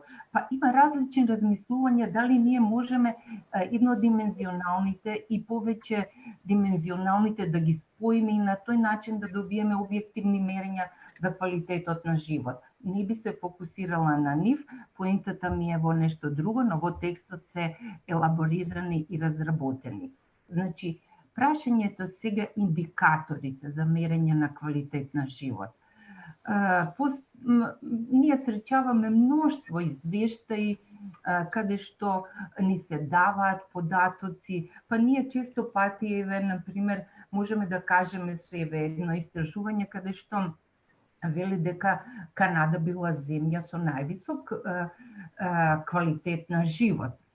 Но видете сега, ова, ако ние споредуваме, па ќе речеме луѓето во Канада на вистина имаат висок квалитет на живот, но мерењето на квалитетот на живот, односно исполнувањето на животните очекувања е мерено. Било мерено преку два индикатора: образование и куповна моќ. Образование и куповна моќ. А дали ова би можело да биде едно компаративно истражување и дали се тие индикатори кои што на вистина ја отсликуваат состојбата денес во 21. век, за да една индивидуа има задоволство да е среќна. Значи, истражувањата не ги подценуваме, тие имаат огромно значење и токму тие истражувања за квалитетот на живот би требало да зборуваме за нив како процес, каде досегашните истражувања се само поидовна основа за надградување на недоволно развиените фактори преку кои би се мерил квалитет на живот. Видете, мноштво во литературата обилни има истражувања и те како се обрнува внимание токму на мерењето, но јас, мојот фокус е во доменот на социологијата, социолошкиот пристап да го видиме. Значи, тука имаме индикатори за мерење на квалитетниот на живот, објективни и субјективни. Но да видиме, објективните индикатори некако се доближуваат до она каде што ние го имаме предметот на нашата наука, но тука се јавува еден страшен проблем во однос на постигнувањето на објективноста при мерењето. Овие индикатори се базирани на објективниот пристап на проучување на квалитетот на живот. Овој концепт е базиран воглавно на идентификација на надворешните услови на живот. Значи, имаме индикатори, тука можеме да ги споменеме како бруто домашен производ, потоа видот на на здравствена и социјална заштита, демографски, но видете, бројни се тие, историски посматрано некојаш доминирале едни и други, но истражувањата кои ги користат овие индикатори, еве едно изделувам, например, каде Вилсон го 67 година го спровел и доведе до заклучок дека среќни се луѓето кои се во брак, кои се млади, кои се образовани, кои се со повисоки приходи, кои се оптимистички, кои се религиозни и со скромни аспирации. Прашање, дали ние можеме еден модел ваков на луѓе во цела Европа, во цел свет, па дури само во Македонија да ги изделиме и да воопштиме дека токму таа популација е среќена? Прашање кое што заслужува на вистина многу дискусии, размислување, особено денес во 21. век, бидејќи станува збор на драстично променет вредносно-категоријалниот апарат кој што ние го користиме во социологијата, но хиерархијата на вредности е променета. Ако ние, например, компаративно да кажеме дека долго време задоволството е да се има храна. Особено што јас се занимавам со проблемот на сиромаштија и често пати сиромашните велат немам леп за јадење, немам млеко за децата и така натака, но видете истражувања во квалитет на живот во Европската унија вела дека во земјите каде што имаме повисоко ниво на економски развој, луѓето сметаат дека храната не е приоритет, дека како вредност истакнуваат помалку да се јаде, но квалитетно. Но и прв пат во историјата на богати сиромашни забележуваме дури во Европска унија да имаме подебели луѓе кои што се сиромашни. Сега, тука е прашање која вредност се истакнува, дали храната како храна или квалитетот на храната. Тука има сериозни размислувања, но да се вратиме на субјективните индикатори, кои што се примерење на квалитетот на живот, тоа е задоволство од животот. Значи, субјективно доживување на квалитетот на живот. Видете, ова е когнитивна. Тука имаме ние во нашата панел дискусија еден психолог, ќе рече, па да, ова е чисто субјективното мерење на индикаторот, на вистина тука е потребен психолог, а не социолог. Значи, имаме когнитивна компонента, која е долготрајна, задоволство од животот, но сега задоволството е условено од општествените фактори и краткоречна, афективна компонента која е чувството на среќа. Сега. 2 минути. Ако се вратиме на првата дефиниција, кој имаше сите тие елементи, каде би била социологијата? Дали таа може засебно да го мери квалитетот на живот или пак се наметнува прашањето? Значи, објективните животни услови неспорно би требало да корелираат со субјективните податоци за квалитет на живот. Значи, објективните да корелираат, но состојбата денес не е таква.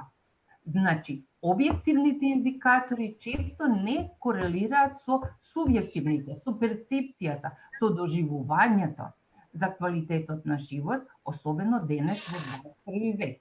И тука сега се наметнува кај мене дилемата, социологијата, каде во мерењето на квалитет на живот.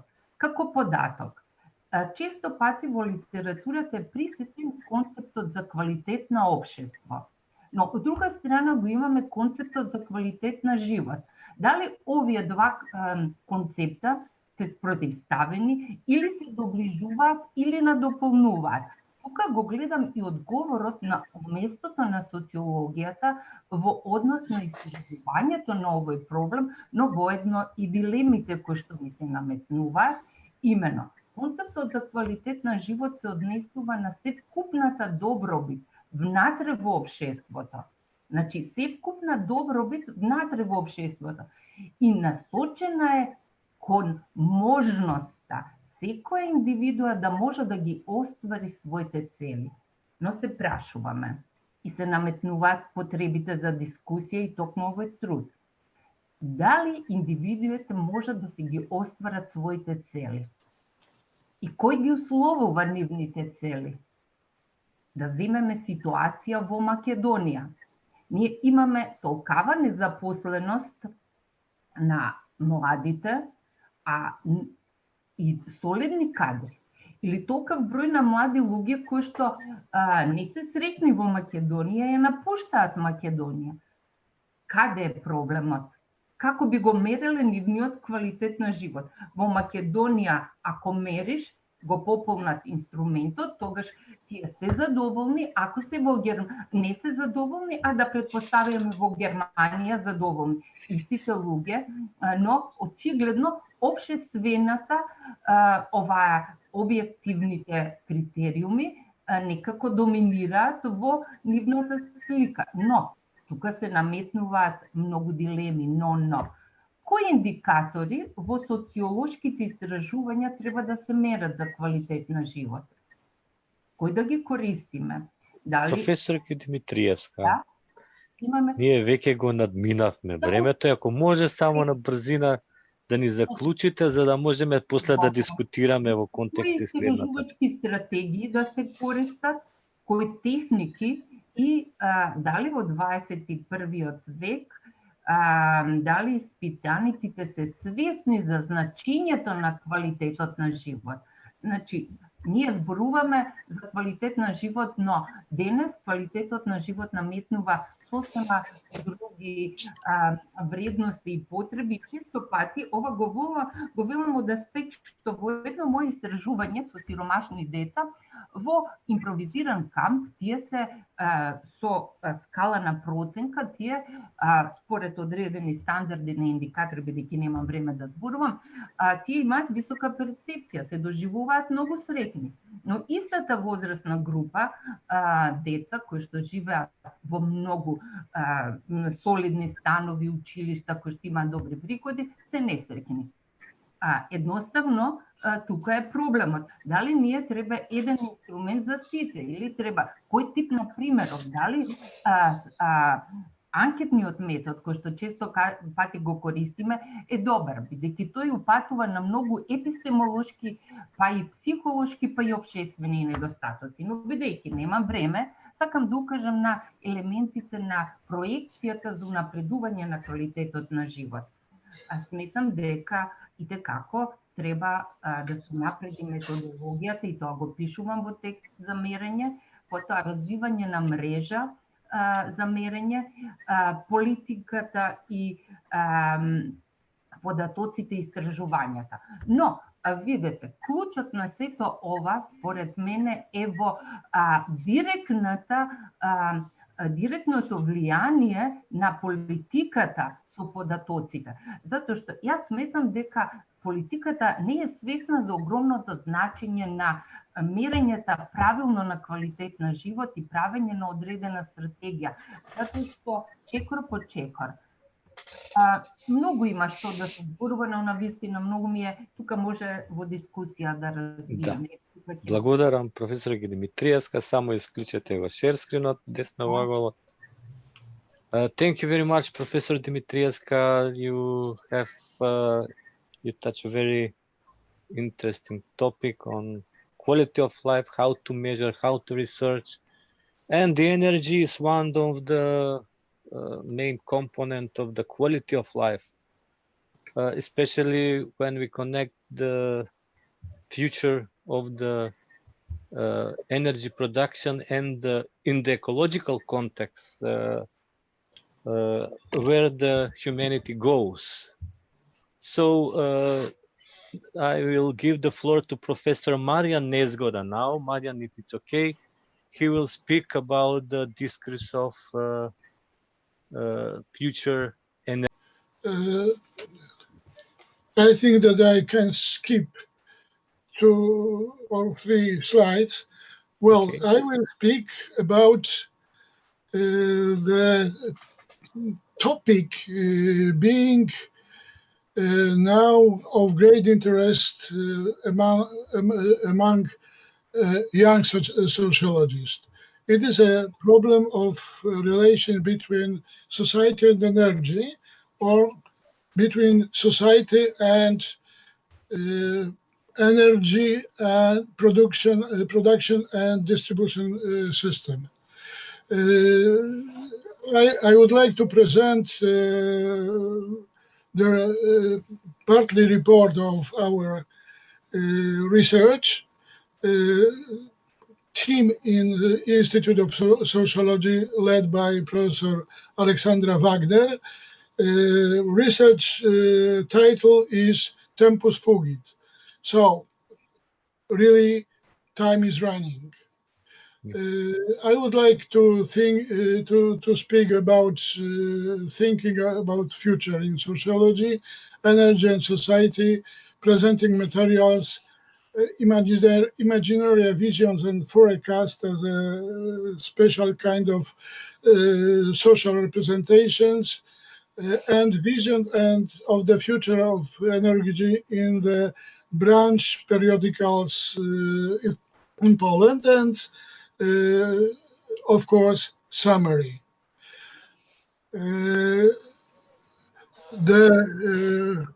topic of this project, as I said, is link between society and energy. We want to show a new dimension of sociological research.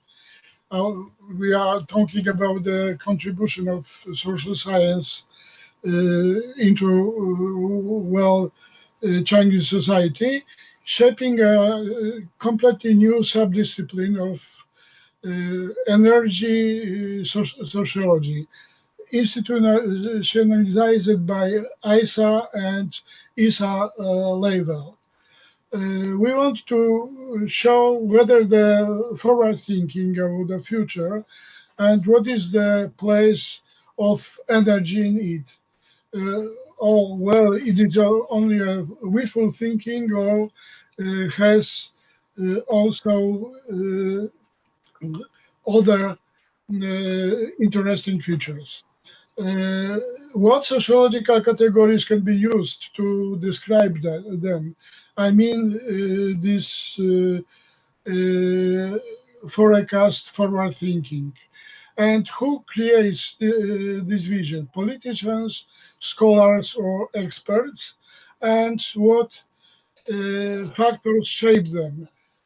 In my presentation today, it is only one part of this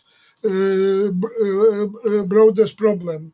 It is imaginary and visions of future, energy future by experts. Well, problem is if the sociology is interested in future. I don't think so, because, well, we have in our history a vision of the future, but made by philosophers as Moore and Vico, political activists, socialists, but also such prominent persons as Mussolini, Hitler, Lenin, Mao, Khmer, writers like George Orwell, for instance, or, well, writers from this part of literature called science fiction. It is a famous Polish writer, Stanisław Lem. And economists should also do this, but, well, sometimes they do, sometimes they don't. Is there forward-looking thinking in sociology? I think that this theory of social change, social development, social growth, but they are rather historical analysis. It is not looking forward. The exception is Karl Marx and his concept of communist society.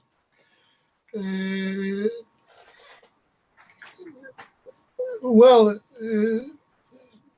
do sociologists construct the vision of future society? I think that they rather analyze current trends about that time, make his prediction. For instance, information society or Castell's multi-book work called Internet Galaxy. But thinking about future exists has acquired meaning in the form of prediction, often catastrophic. The famous report of Roman Club, Limits to Growth, it is the late 60s. Well, and also we know such persons in social sciences like John Naisbitt, Alvin Toffler, and others, in fact. But energy and society, energy is important to modern man. We are not dependent on electricity or addict to electricity. When it doesn't work, infrastructure, defense, everyday life also dies. Resources of the energy are not inaccessible. Its classic resources, fossil fuels, are becoming increasingly difficult to access. Energy production in the traditional world risks the planet climates and the environment. So it is a turn towards so-called green energy and new kind of energy. It's a kind of need to think of energy as a social resource, or not well shared, but I think that is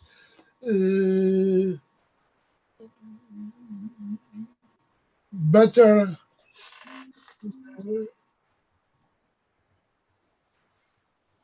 okay, but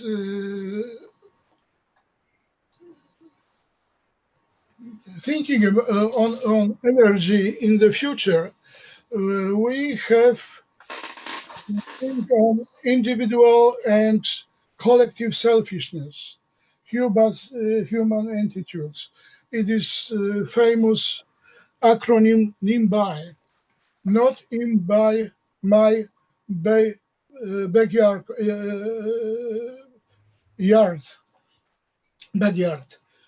So you can construct windmills, but not in the proximity on my yard.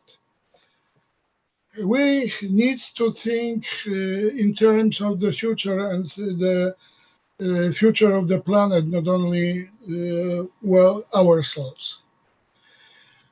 Materials of this project.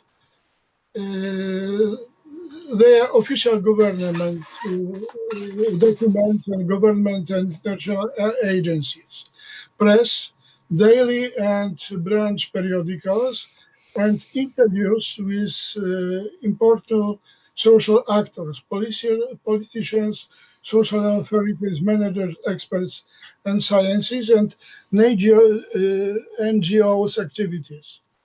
We adopt a research strategy based on the grounded theory method. We collect the material, build a conceptual grid based on it, and finally try to build explanations. Well, imaginary visions, predictions, and their characteristics. They are, three types of social representation, or derived from the Durkheim's representation collective.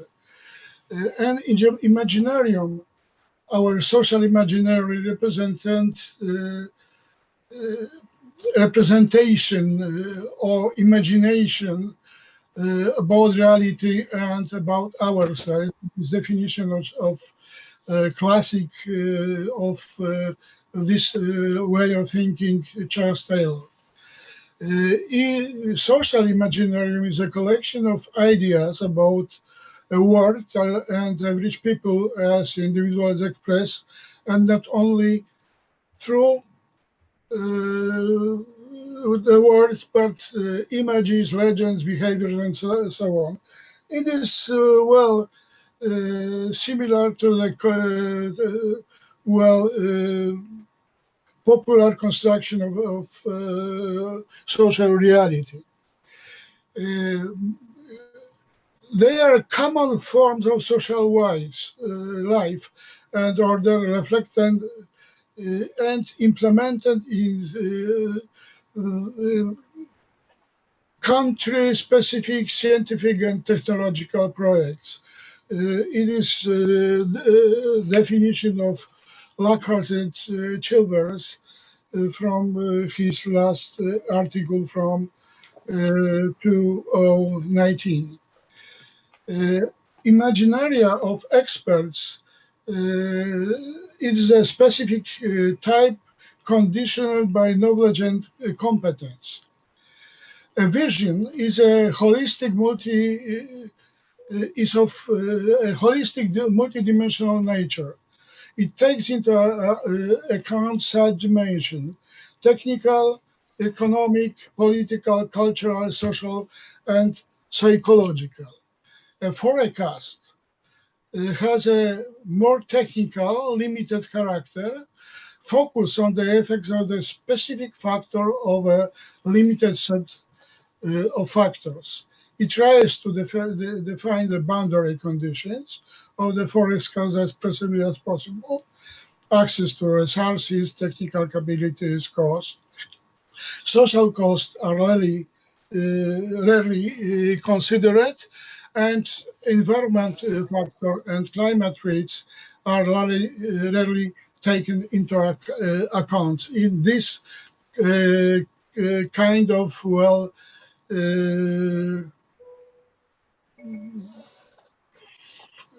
technical forecast.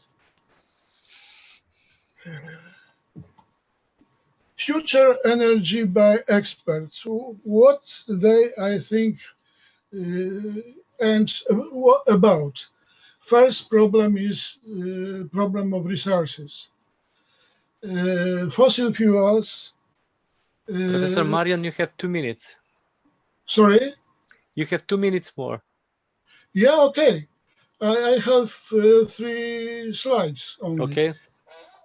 Fossil fuels for Poland coal. The low efficiency of power plants, pollution and emission, and less importance to renewable green energy, photovoltaics, wind, geothermal resources, biomass. They are taken into account, but not so much, not so often. Technology. It is problem of modernization of the existing coal-fired power plants, new blocks increasing power, more efficient combustion, reduction of CO2 emission, modernization of transmission networks, and modernization of district heating network. They are simply technical projects. Well, future of the energy, economics, trends in energy production and transmission limited by costs and markets barrier to modernization, and this economic dimension is very important in this kind of thinking. And political and social consideration, especially political, because it is problem of directives of European Union and international organization, World Bank, International Monetary Fund. So it is a stress to, well, reduce emission and, well, turn to new sources of energy, turn towards green energy. Well, future, very short time horizon. It is rather chronological time, really modal time. Time horizon is determined by plans developed in political institutions. Phenomenological time, short horizon ranges. The future horizon set by documents of EU, government and local authorities. Past horizon determined by the decision having effects in the present. Modal time, very exceptionally. What could happen, which kind of threats, and so on. Well, summary. What it is in this kind of periodicals, futures of the visions. The focus on the technical and economical dimension. The future is extrapolation of the present. technological progress, political consideration, access to resources, internal condition and cost. The humanist factor is not taken into account. Ordinary people as agent of chance doesn't exist. Man is equal to the consumer, has an economic dimension, demand and opportunities could buy energy from us or not. And short-term horizon till 13 years. And what it is, in my opinion, they are very narrow forecast. Well, thank you for your attention. Dear Professor Marian, thank you very much for your presentation. I will ask you just to stop the screen sharing in the right corner. Thank you. You touch a very actual topic, in fact, about the green energy, renewable energy, consumerism, and the future of humanity. In fact, energy is very important for our future. I just recall on Nikola Tesla, whose dream was that the energy should be available to everyone for free, because the energy is all around us and it should be distributed and available for everyone. Maybe that will be the future, but I think that we'll discuss probably later after the Professor Belt's presentation. And now I will invite Professor Mihajlo Popovski to present his paper, or our paper, in fact. Professor Popovski, Professor Petkovska, myself, and Trajkovski. It is the attitudes on gender roles in Macedonian social-cultural context. Professor Mihajlo, the floor is yours.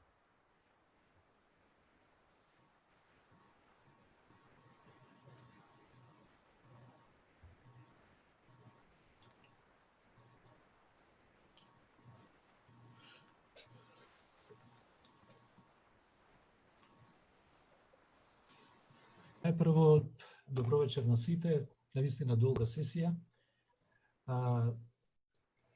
Само дали се слушаме? Да, се окей. Сакам прво да им го честитам јубилеот на сите вработени на филозофскиот факултет, на сите пензионирани професори кои што дале свој придонес за развојот на факултетот и го довеле на ова ниво што е денеска. Така што ние навистина имаме добар јубилеј. Жалам што не можеме сите да се собереме во Струга и така заедно да го прославиме и одбележиме овој јубилеј, но ете, техниката ни го возможува и на овој начин да го одбележиме јубилеот. Јас ќе презентирам резултати од истражувањето што го спроведовме заедно со колегите како дел од European Value Study, а кој се однесува на ставовите спрема родовите улоги во македонскиот социокултурен контекст.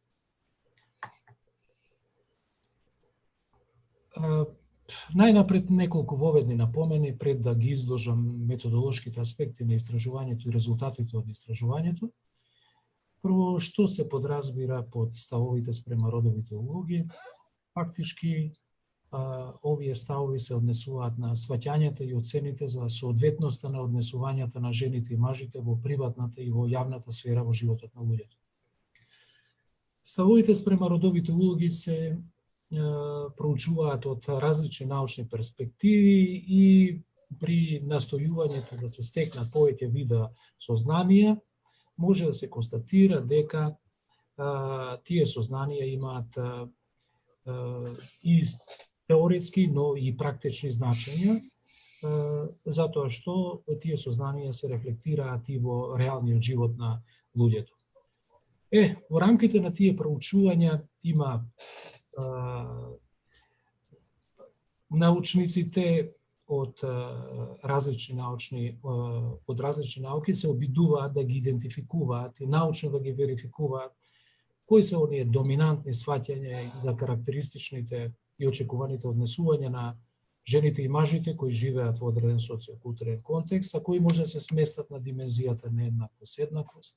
Па потоа да се утврдат начините на кои овие ставови попримати некогаш предрасудни белези, вклучувајќи негативни стереотипи, особено во однос на улогата на жената, придонесуваат за подвојување и нееднакво третирање на жените и мажите. Потоа да се идентификуваат разликите во ставовите кај различни групи луѓе во едно општество, разликите кои постојат меѓу општествата, па потоа во рамките на тие проучувања некои автори се обидуваат да ги следат промените во ставовите кои се случуваат со текот на времето, а пак други се обидуваат тие сознанија да ги преточат во законски решенија за еднакво третирање и вреднување на луѓето без оглед на нивната родова припадност, и при тоа и се усмислуваат и различни програми и активности на индивидуално, групно, институционално и општествено ниво, за да станат тие решенија всушност норми на вообичаено однесување на луѓето во секојдневниот живот. Значи, можеме да констатираме на почетокот дека проучувањето на овие ставови не е важно само од научна гледна точка, туку е важно и да се создадат услови за еднакви права на жените и мажите во сите области на живот. Токму поради тоа, овие ставови се испитуваат и во рамките на голем дел многобројни меѓународни и национални анкетни истражувања кои континуирано се спроведуваат, да речеме, на годишно, некогаш и на периодично ниво. European Value Study се спроведува на 8-10 години и така натаму, но има национални анкетни истражувања кои што се спроведуваат на годишно ниво, и тука на слайдот можете да ги видите некои примери, и наведени се такви анкетни истражувања кои се спроведуваат во светот. Сега, кога станува збор за проучувањето на ставовите, во овие истражувања обично се применуваат единични ставки или кратки скали на ставови спрема родовите улоги, при што содржината на некои од овие ставки останува непроменета во сите бранови на истражување, за да може да се следат евентуалните промени во ставовите кои што се случуваат во рамките на едно општество, а во некои истражувања пак се менуваат ставките како во однос на бројот, така и во содржината. Но мора да се констатира дека овие групи ставки кои не ги покриваат сите аспекти на родовите улоги, секогаш не ги задоволуваат, да речеме, оние строги психометриски критериуми, за да може тие да се третираат како хомогени и конзистентни скали на ставови. Овдека се накусо се соопштени некои резултати од овие анкетни истражувања, при што може да се општо да се констатира дека со текот на времето во повеќе општества доаѓа до постепено намалување на традиционалните сваќања за родовите улоги, во чие средиште се наоѓа така наречениот модел на мажот како хранител на семејството, а со тоа и до зголемување на егалитаристичките ставови во однос на улогите што треба да ги имаат жената и мажот во приватната и во јавната сфера. Значи, надоврзувајќи се на овие постојни истражувачки парадигми, ставовите спрема родовите улоги во рамките на European Value Study се применуваат, се практицира сличен пристап, така што тие представуваат и дел од она збирка на сознание или податоци кои се прибираат во многу европски земји и во многу други земји надвор од светот. Истражувањата се дел, значи, од тоа, истражувањето чии резултати ги соопштуваме овде, се дел од она што го направи анкетниот истражувачки центар на Филозофскиот факултет во периодот од декември 2008 до март 2019 година. Кои беа целите на истражувањето? Прво, сакавме да утврдиме Какви ставови имаат македонските граѓани спрема улогата на жената и мажот во приватната и во јавната сфера? Потоа да утврдиме дали ставовите спрема улогата на жената и на мажот укажуваат на постоење јасна поделба на активностите, што се очекуваат и што се сметаат карактеристични за нив во приватната и во јавната сфера. Потоа да утврди дали ставот спрема улогата на жената имплицира постоење конфликт меѓу активностите што таа може да ги врши во јавната сфера и она што се очекува од незините активности во приватната сфера, тоест пред се семејството. Да се утврди дали ставовите спрема улогата на жената и на мажот во јавната сфера вклучуваат нееднакво вреднување и третирање на нивните приоритети и капацитети и да се провери дали овие ставови се поврзани со одделни социодемографски карактеристики на граѓаните. Значи, за методот во поглед на учесниците и инструментите не би говорел многу, тоа веќе го кажа професорот Иво Трajkovski. Само да кажам дека во овој случај, при оваа презентација или во овој труд се обработени одговорите само на оние ставки што се релевантни за целите на истражувањето. Ставовите спрема родовите улоги се испитуваа со 8 ставки формулирани во вид на тврдења и тоа се овие ставки што ги гледате на екранот. Значи, тоа се ставките, не знам сега дали би ги прочитал, да не се двоумам да не изгубам многу време и така натаму, но ќе ги видите и подоцна. Важно е да се каже дека овие ставки се категоризирани се класифицирани во 3 категории и првото тврдење, например, се однесува на улогата што и се припишува на жената во приватната и во јавната сфера.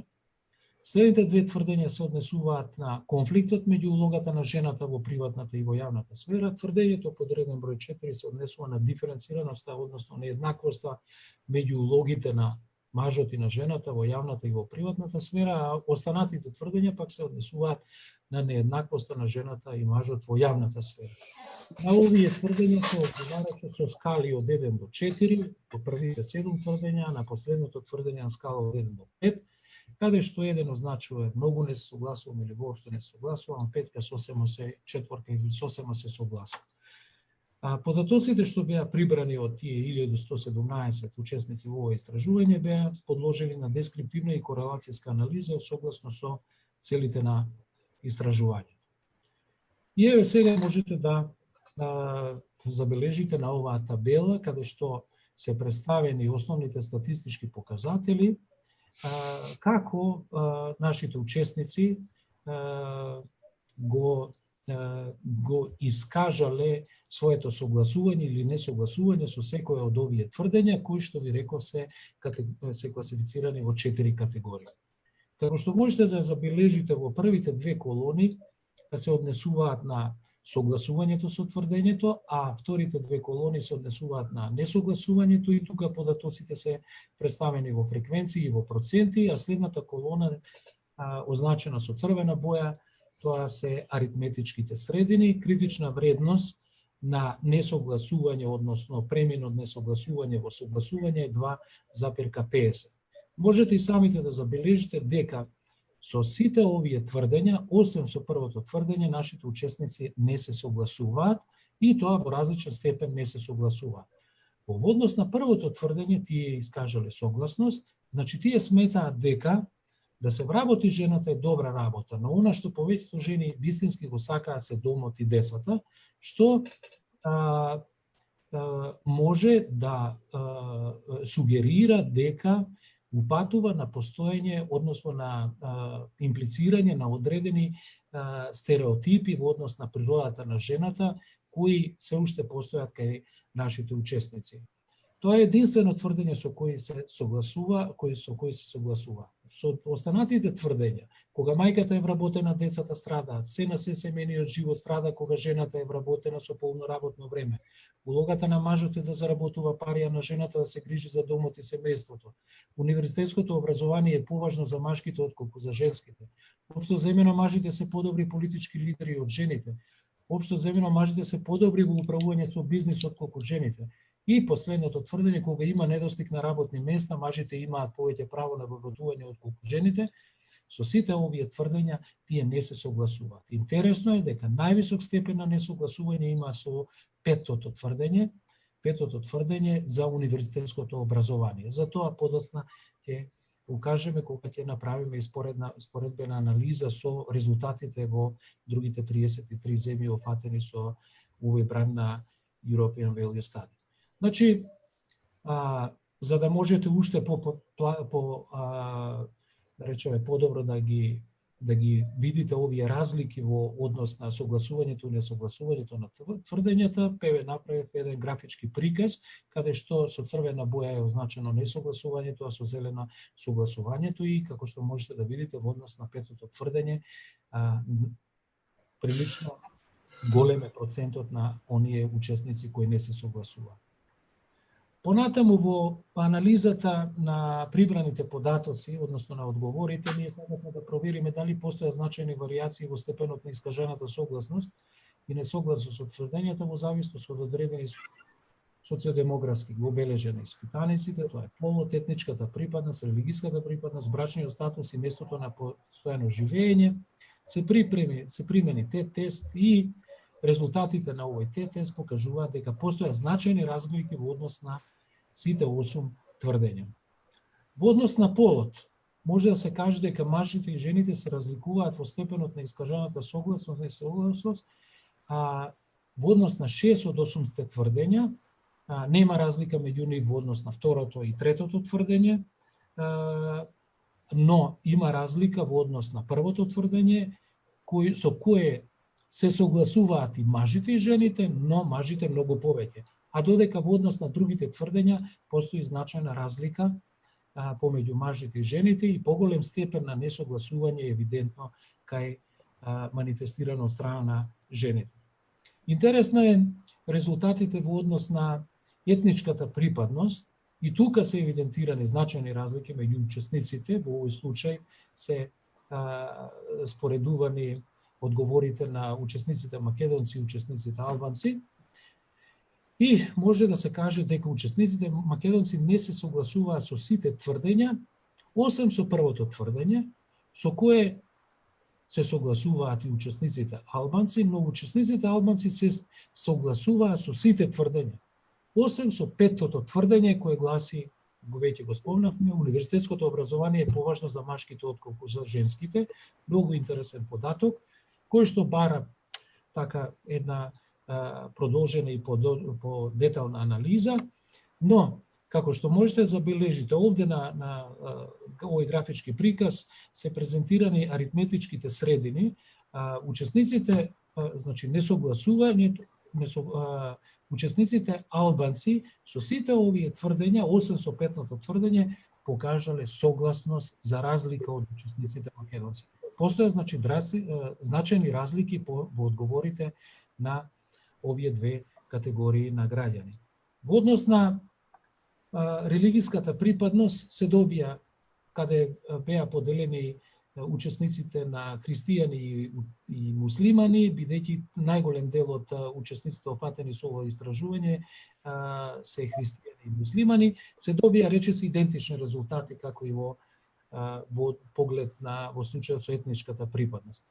Но интересно е, бидејќи често религиозноста се посочува како фактор кој може да биде поврзан со ставовите спрема родовите улоги, се направи една дополнителна проверка со примена на Х² тестот за поврзаноста на одговорите на тврдењата со себе поимањето на учесниците во однос на религиозноста преку нивното изјаснување дали се религиозни личности, дали себе си тие се сметаат за религиозни личности, нерелигиозни личности или убедени атеисти, и тука се установи навистина разлики во нивните одговори и дека најголем степен на несогласност со сите тврдења искажале лицата кои се изјасниле како убедени атеисти, потоа оние кои се изјасниле како нерелигиозни, а најмалку лицата кои се изјасниле како религиозни. Во однос на брачниот статус, согласно со резултатите и од други истражувања, и нашите учесници кои се во брак покажуваат фактички разлики во степенот на својата несогласност, односно согласност со овие тврдења, и во однос на учесниците кои се во брак се согласуваат, односно сакам да кажам дека резултатите покажуваат дека учесниците кои не се во брак многу повеќе не се согласуваат со тврдењата од оние учесници кои се во брак.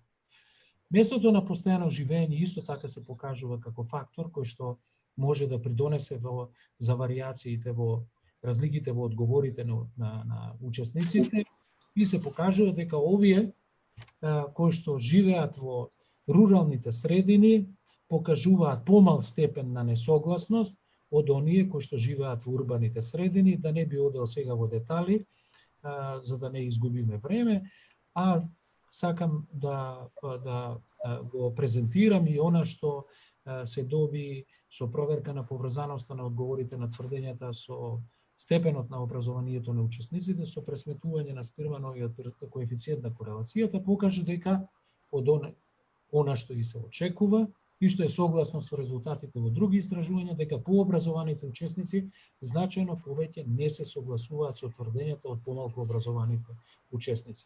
Тоа се накусо резултатите кои вака се стегнати за да бидат представени на ова презентација.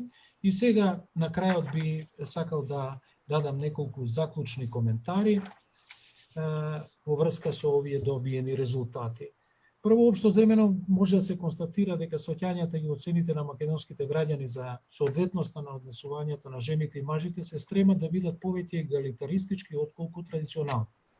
Односно, резултатите генерално покажуваат дека станува збор за постепено напуштање на традиционалната родова идеологија, иако кај одредени групи граѓани постојат значајни варијации во ставовите кои заслужуваат дополнителни истражувања.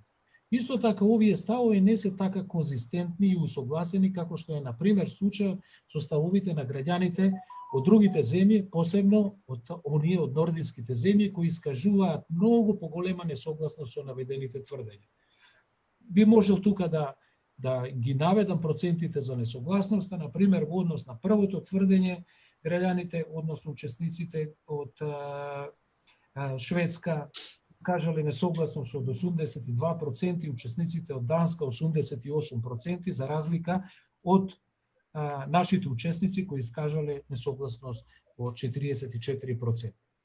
Второ, варијациите во ставовите ги следат тенденциите утврдени во други истражувања, во смисла дека поегалитаристички ставови имаат жените, лицата кои се пообразовани, лицата кои не се во брак, лицата кои се помалку религиозни и така натаму. Исто така, вкупните резултати во овој бран на истражување покажуваат дека постојат значајни разлики во одговорите на тврдењата од држава до држава. Значи, во трудот кој што ќе следува после оваа конференција ќе бидат представени резултатите од споредбената анализа на одговорите на учесниците од сите тие 33 држави.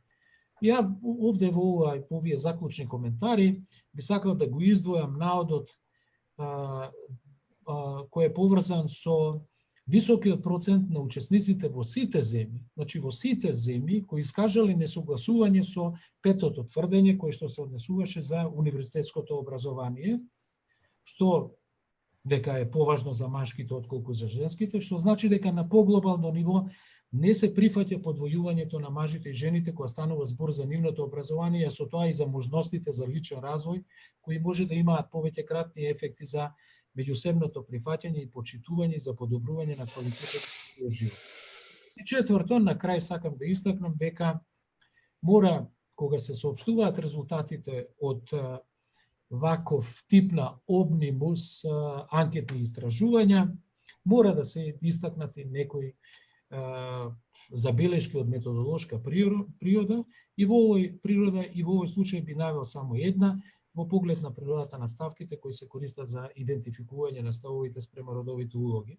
Имено, во ова исто така и во другите анкетни истражувања со овие ставки обично се мерат општите ставови што ги имаат луѓето или граѓаните на одредено општество спрема родовите улоги. А познато е дека врз основа на општите ставови не може со сигурно да се предвиди нивното однесување во реалните конкретните ситуации кои се родово заситени, а кои може да го поттикнат или инхибираат еднаквиот третман на мажите и жените. Затоа, ако ги следиме емпириските потврди, например, на теоријата на планираното однесување на Айзен и Фишбей од аспект на успешноста на предвидувањето на однесувањето врз основа на ставовите што тие ги имаат, сметам дека би било поделотворно да се испитуваат специфичните ставови на луѓето спрема родовите улоги, кои во голема мера ја определуваат намерата за манифестирање на сосема конкретно однесување во дадена ситуација. Тоа накратко би биле моите заклучни коментари во врска со резултатите кои што ви ги презентирав во рамките на ова моје излагање. Ви благодарам на вниманието, па сега да му дадеме збор и на останатите учесници на оваа онлайн конференција. Благодарам, професоре Поповски, на вашето исцрпно излагање на овие резултати. Некако, од моја перспектива, сите овие теми прилично се поврзани, ако некому на прв поглед нема да му изгледа така. The next speaker is Professor Wells, A Clash of Cultures, Understanding Value Conflicts in Contemporary Society. Professor Wells is the last speaker, and because Professor Marija Drakulevska has some health issues and she cannot present her paper tonight, and meanwhile everyone who want to ask questions, they can post in question and answers. This is not only for us participants but also for the public there, if they're following our session. So after this presentation of Professor Wells, we will open the discussion. Professor Wells, it's your floor. Thank you very much, Konstantin, for the invitation for this evening. Good evening to all of you. I'm really glad that I'm able to join you. I would have loved to be in Struga. I did not only buy the flight, I also booked accommodation in Ohrid, and I thought I could spend some holidays there. It looked so nice. I've never been there before. So I'm a bit sorry about this. I'm also a little bit sorry that I intervene in your with the English language. I'm a supporter of the local languages. I don't think we should switch everything into English. It's not so good. So what will I present here? I will present how we think about values, how we think about them, and what is the problem. And of course, it would have been much, much better if I could have understood all your presentations, because many of you tackled these problems. I mean, I know that it's in the title of this session, and many of you talked about it. Professor Trajkovski, at the end of his paper, he was very interesting. He said, people in Macedonia are more to the right on the one hand, but on the other hand, they're also more solidaristic. So hearing about this is, of course, would have been most important for my presentation. I prepared one single slide. I showed you in advance, and after a few minutes, I will switch it off probably. But I give you an overview. Moment, what I have to do now? Share screen, just here, yes. Oh, which one? This one.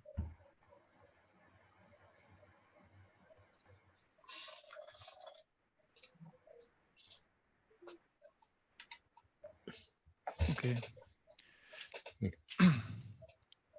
I have 4 points that I will present in 12 minutes. My topic is, as you also can find, I think Konstantin translated it into Macedonian language in the abstract. A clash of cultures, question mark. I like to understand values, value conflicts in contemporary society. My first 2 points are, on the one hand, how we interpret values and what is going on with them. So these 2 things. I will go back to Max Weber, who defined values. And my point, and I will also look to contemporary sociology. How are we treating values? So on the one hand, how we interpret values. On the other hand, my main point will be that I think the current conditions of contemporary society produces and makes it that value conflicts will increase. So on the one hand, we will have increasement of the conflicts about values, and on the other hand, I will look to how is sociology treating that. My argument will be that sociology is not treating it very well, which has political negative consequences. And the reason behind this, that at least in my society, in the German-speaking world, I think also in the English-speaking sociology, one problem is that we gave up analyzing the social order in a vertical dimension, and now we are discussing the issues and conflict in society only, more or less only in the horizontal dimension. So from the vertical order to analyzing and discussing horizontally the different cultural values, different groups, and so on. And my fourth point will therefore be with Durkheim, but I put him in brackets because there are also things which are not so good, for instance, treating society as a thing. But Durkheim reminds us bringing the social back in. I'm arguing there was possibly too much cultural turn under point 3, and I'm arguing for bringing the social back in. So these are my 4 points. First point, values. Value conflicts will increase. Going back to Max Weber, what are values? What I see now, how I refer to Max Weber, I'm in a way more or less quoting him. Yeah, I use words by him. Values are treating the meaning of our existence, or values are the things in which the meaning of our existence is rooted. Values, we are organizing our lives within values. These things undergo, of course, historical changes. But we can understand them as there is a quotation, polytheism of values. And quotation in full, the one is the devil, one value is the devil, and the other is the God. And the individual has to decide which is God for him and which is the devil. That means for Weber, according to his neo-Kantianism 100 years ago, you cannot decide on values. You have to choose your value. You have to choose the demon of your life, but no one can decide on that. You know, for one is the same value God, for other one is the devil. You have to decide. Polytheism of values. This is the understanding of values, and my fear is that this understanding is here even today. Now, why do I think that value conflicts will increase? Very simple, all of you will know very well. I think there are, of course, intra-societal conflicts. And when I go back 90 years ago to the Great Depression 29, there was the answer, on the one hand, fascism and the war, but I will leave it out, it's too big. But the answer was also on this extreme widening of the social gap, statistically widening of the social gap in the late 20s. The answer was in the United States, the New Deal was the answer. What is the answer now to the Great Depression? Great Depression was in the 29 and Great Recession was in 2008. What is the answer now? Not a New Deal, but austerity. So this is, in my point of view, this is deepening the crisis and it increases the social gap in society. So there are good chances that the gap will widen further, and these intra-societal inequalities, in my understanding, produce conflicts which are treated as value conflicts. Second, I also think in Europe there's a very severe problem of inter-societal inequality, not only intra-society inequality, but also inter. And I think the main point is that in Germany, the very well-working economy, the Germans since 2000, they are keeping the wages under the targeted inflation rate of 2%. And this is very good for the Germans, but very bad for the rest of Europe, mainly southern European states, for instance, Greece, Italy, Spain. They cannot compete with this economy.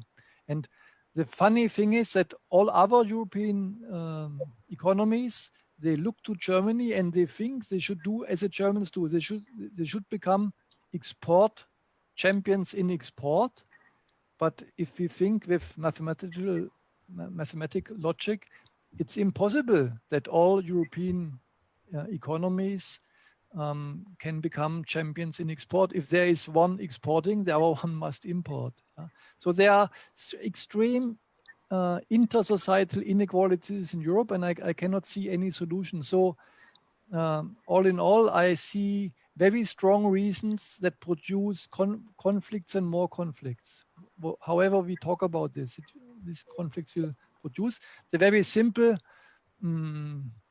articulation is, as all of us read every day in our journals, the main thing is people who, in this scenario of inequalities, people who feel left out, vote right. So if you feel to be left out, you vote right. Far right parties are on the rise in all diverse modifications. People no longer consider the system as their system. And this feeling, of course, creates antipathies. For instance, in Germany, it creates antipathies against Muslims. In Germany, there are 6% people who are Muslims, but people, according to questionnaires, people estimate the portion of Muslims in Germany to 20%. So 20%, they think there are 20% Muslims, but in fact, there are only 6%. So my argument is inequalities create this, the circumstances, the conditions for value creation and treating. That's my first point. Second point, how does sociology look to that? And I think we are not well prepared because we are still keeping the Max Weber scenario of considering values as demons of our lives. There are good people, gods and devils. We take them for granted and we see conflicts between them. We are no longer looking behind the curtain. That is a problem from my point of view. In quantitative research, partly, but also in qualitative research.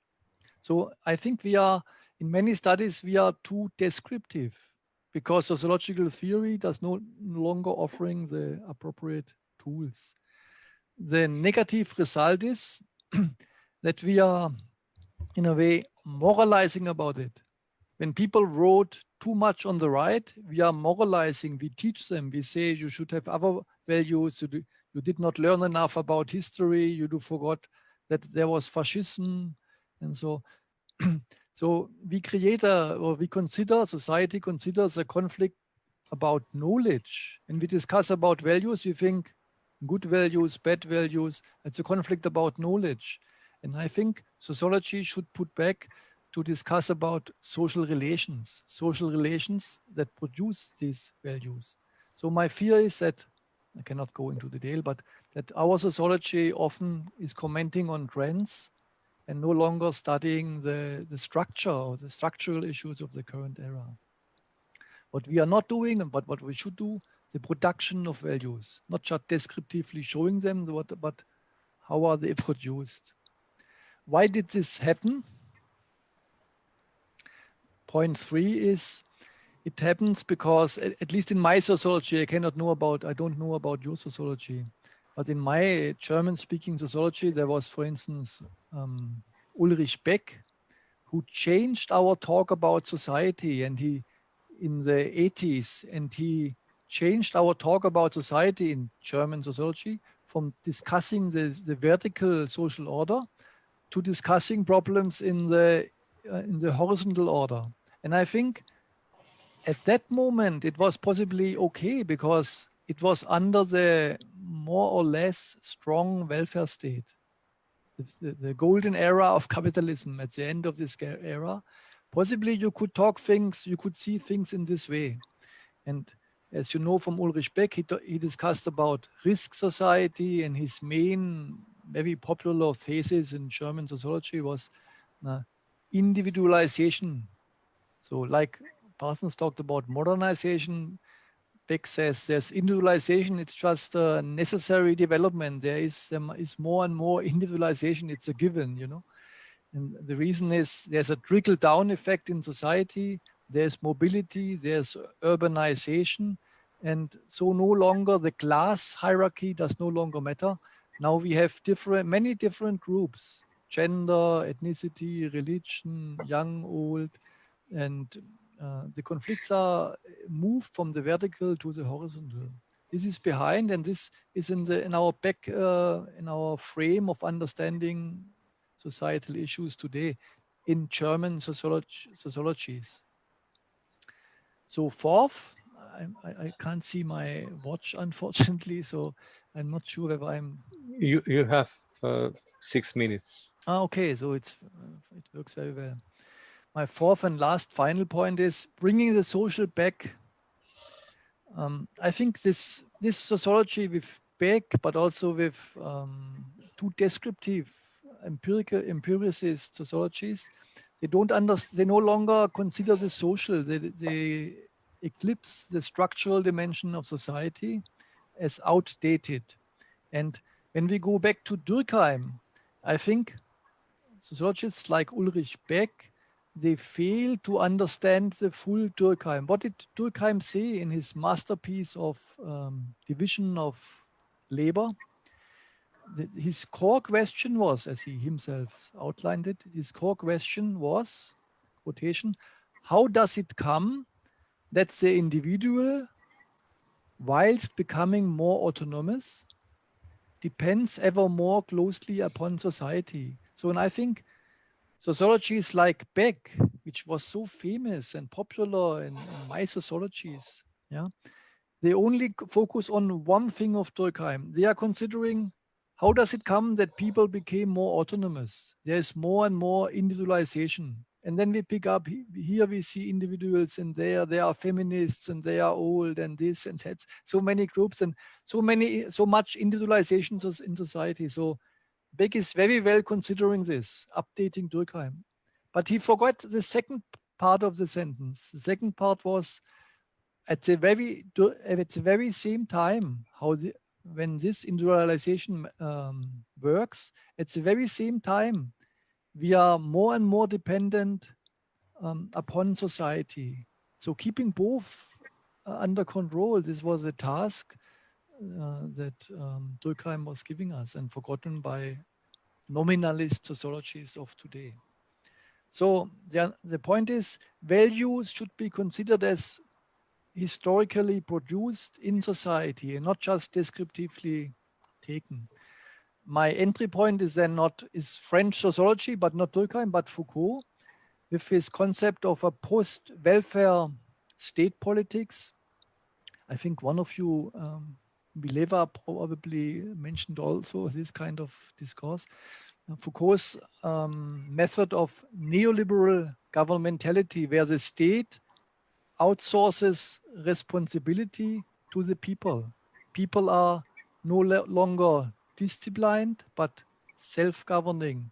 The governing of this current neoliberal era is no longer top-down, but bottom-up.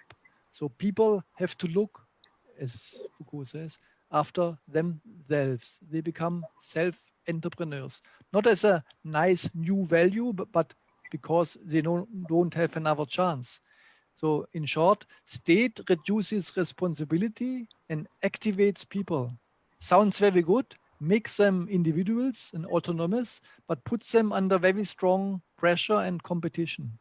So with this Foucaultian look, we can see that there are differences, there are different values, differences, there's individualization, but now unlike in Beck, with Foucault, we see how the social is producing these differences, because the social pushes us to compete against each other. There's economization of all spheres in society. In my society, I don't know how far is this in Macedonia. So end of my paper. or one example how we should explain, as I said now, there is competition everywhere in society. There's a commodification of everything, including labor. So competition everywhere. There's no longer upward mobility. What do you fear in this situation? You fear about your social positioning. And this articulates in values that are positioning you against other groups competing with you in society. So when we consider the conflicts, we should bring the social back in. So that's my paper. Thank you for listening so late in the evening. Thank you very much, Professor Welt. And now we have a very good basis for discussion. Somehow I have the feeling that you united all topics that we are speaking about. Our colleague Professor Petkovska is impatient to have the floor for discussion, but okay, I will give floor to the Professor Petkovska. The discussion is open, and after her I will want to say something. Okay, thank you, Konstantin. Ви благодарам, колеги, на извонредно интригантните презентации. Ви го честитам, се разбира, роденденот и на факултетот и на институтот. Им благодарам на колегите што не представуваа мене и Кони. Она за што јас сакам да зборам, прво што гласувам со Кони, дека колегата Велц, како и колегата Niezgoda направија еден overview на сите овие наши прашања и дилеми. Ќе продолжам на англиски заради тоа што предсест она за што сакам да дискутирам се однесува на дискурсот на професор Велц. So, dear Frank, welcome once again among us. It's a pleasure seeing you here again. And you had a very intriguing presentation. So it's about meta-sociology, if I understood. It's about epistemology and theoretical paradigms in sociology. But first of all, I must say I disagree. Cultural and societal values and issues are interconnected. Maybe that cultural values are the symbolic representation of practices of societal life, but anywhere it depends on, as you have said, on inequalities. First of all, not just as we have seen here, concerning horizontal issues of conflict or agreement, like in religion, like in quality of life, gender issues, political or ideological or economical issues, national identity issues, also maybe media, globalization, etc. But first of all, you didn't point out, and you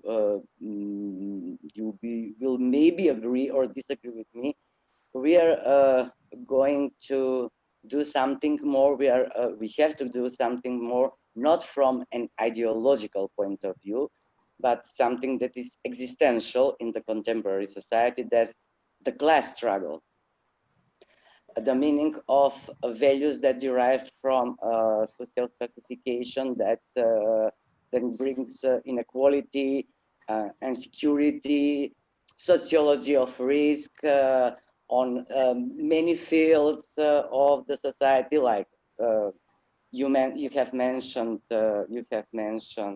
Beck, and Bourdieu was also mentioned, and Foucault, who is trying not to individualize the question, but to open our eyes toward the discourse of power that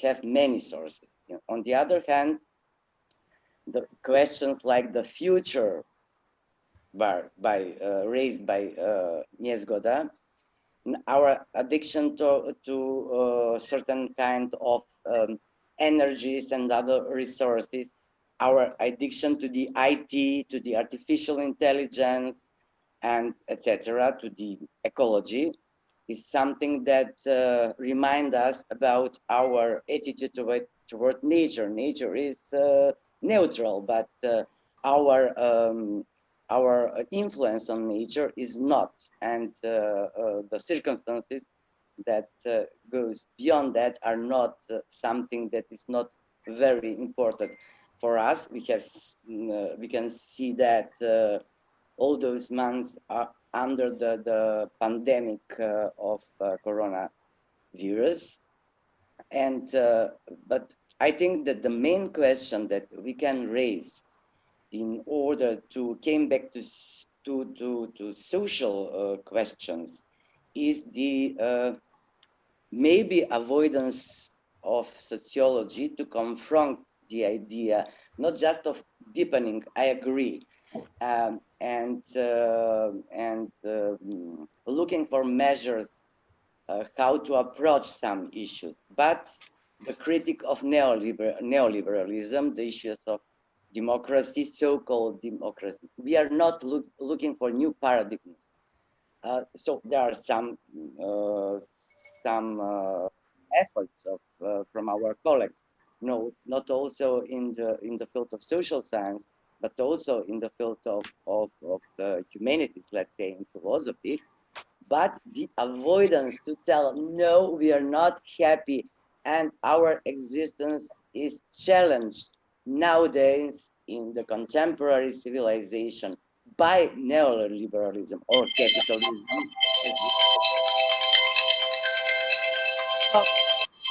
Thank you very much. I think that we disagree on many issues, but maybe we can be just frankly and said, oh, yes, we can criticize, we can analyze, we can do it better on the vertical scale, not on the horizontal also, to avoid any kind of conflicts and to give support to life and to came out of the box of the reductionism of contemporary social science, humanities, etc.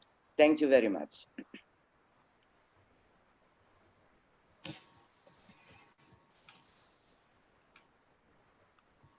Thank you, Professor Petkovska, for your discussion. Now I want to say a few words. A few days ago, Roberto Cipriani invited me to see the Krakov speech on the religious and secular sources of democracy and nationalism.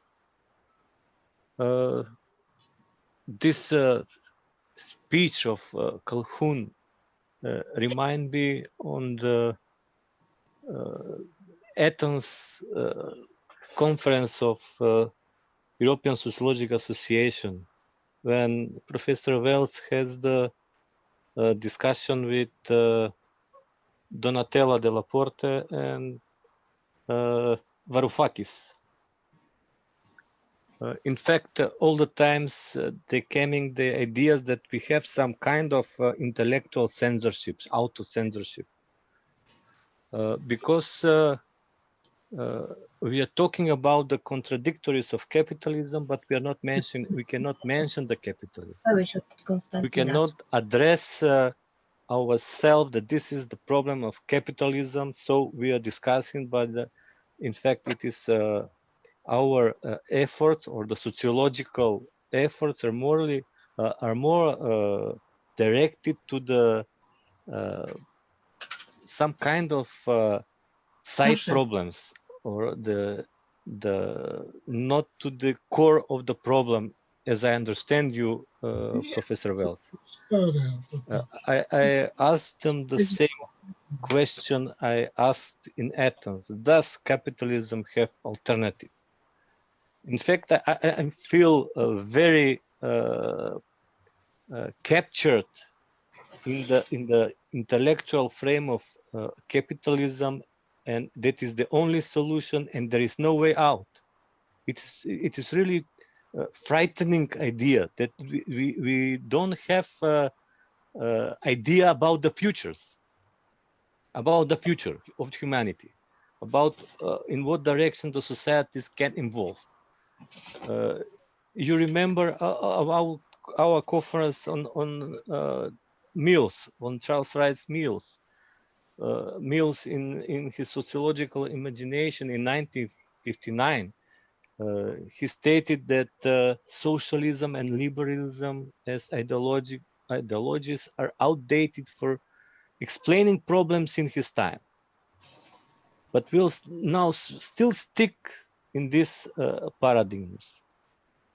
Mileva mentioned that we have, if you see our history of sociology, development of sociological science in Macedonia, and it is also part of that time in Yugoslavia, the social order was into the core of the researches, the vertical mobility, the class structure. No one is talking today about these problems, and we are trying to explain the effects of the, I will say again, the contradictory of capitalism, but without having them in the fourth plane.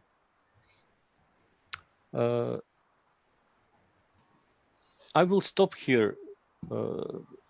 I'm just curious whether you're sharing my thoughts about this problem, because it is probably the topic for whole conference, although Emmanuel Wallerstein, Calhoun, and some others have, they wrote a book in 2013 about the future of capitalism, but they stay unspoken about that question, although they are not even all, they have different opinions about this.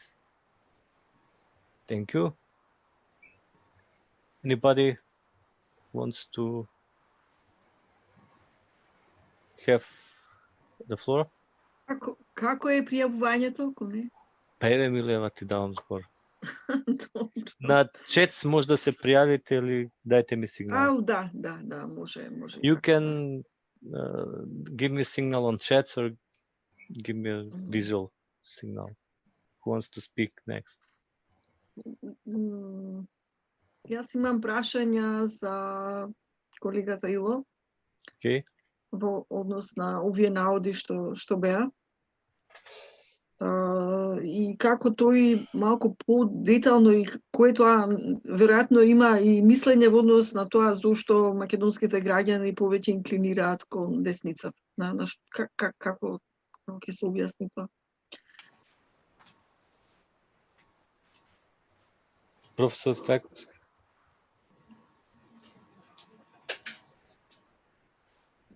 Не ти работа, да. Сега се уклучи. Okay. You can explain in English. Yes, I will. Thank you for the question. So the question was, how do I explain the right-wing orientation of the Macedonian citizens as it was presented by the table that I had given on the base of the survey. Well, I think first of all, this is the position that they have found for themselves in this scale left-right, okay? And it's a self-positioning. This study was done 2017-18 when still there was a right-wing government, and its influence on the people was still strong even afterwards. We had lived for sometimes under that government, which had influenced the values of the people. Second, I don't think this is kind of permanent and stable orientation, but it is a fact that because on the other scales, let's say on the solidarity egoism, they show different positioning of themselves.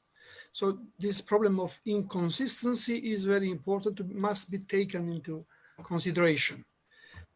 They have, people have no consistent ideological political orientations, but they could be under certain influences.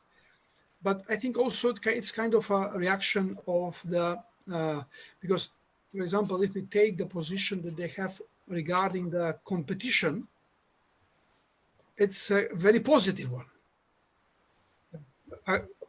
Usually competition is considered to be kind of liberal, free market oriented, okay? And people here are very, how to say, liberal. They accept it. I think this is one of the stronger factors that is influencing this strong right orientation. And the second one is the reaction towards the state ownership. We are living in a process of transition where the national wealth is privatized, and people are seeing in private ownership kind of positive alternative to the previous one. So I think it's a thing of connected with these two things, not that much with the strong role of the state, because they show a kind of preference towards the etatistic orientations. This is my understanding of it, but I think the easiest way to say is that it is not consistent. It could be also a reaction of the situation that we had, the people who are living under the right-wing government that influence the things to be seen. And it is a fact that today is not kind of trendy to be left-oriented, to be towards on that side. You know that, and here we see the discussions that Konstantin opened, but all, kind of reacting on the presentation of our colleague Frank. Frank said that his demand of bringing the social back in the social analysis. I would ask, what do you mean by social? I mean, if you if you ask for bringing back the vertical perspective on society, meaning conflict perspective, and as a different from the horizontal functionalist perspective, then we should use probably, how to say, proper terms, sociological one. Konstantin is saying, asking the question, the future of capitalism. Nowadays, we are living in a period when capitalism is, how to say, the main player in the game. Milo, that was also my question. Yeah, yes, sorry, Antoanela. In a way. But when the capitalism is becoming dominant, hegemonic, that means what? That means that the social that we are asking for, demanding for as sociologists, is speaking to the class of capitalists. Capitalism is when capitalism is vibrant, when the capitalists are allowed, and they are allowed. Nowadays we speak about these things, but with different, how to say, non-conflict terminology. We're speaking about quality of life, as Vesna was speaking. We are speaking about inequalities, but we do not want to speak about class inequalities. We speak about conflicts, gender issues, cultural conflicts, clashes, but we would not dare to speak about class conflict, because it's probably not in the trend to speak about class, because class was declared as a dead concept by some French people that in one period Antoanela admired very much because of their culturalistic orientation. But nowadays, I don't think that we can speak about gender inequalities, about ethnic or national inequalities, differences, etc., just like that, as empty concepts without the stratification as approach aspect.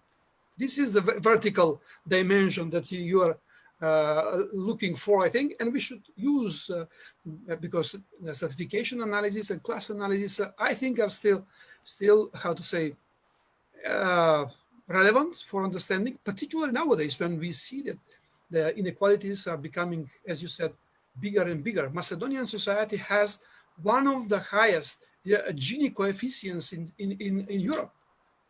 And no one speaks about the poor people as in class terms. These are people, usually Macedonians they call, Albanians call, but they are always populist discourse covered as people, not as an underclass or something else. But Ilo, sorry, I interrupted you.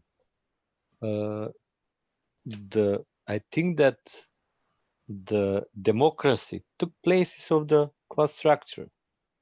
Now, I think that democracy took places of the class structure as the focus on political debates and researches, and sociological, of course. Democracy, nationalism, they are in the main focus. Why? In fact, we have a strong, I think, a much stronger state control nowadays on especially on and they're very influenced on the social sciences, not maybe directly, or manifestly, but much more indirectly or latent influence. So and we have a problem. What we speak, what is fashionable to research now become what is politically correct. Yeah. To speak. Now we have our self-censorship we are doing.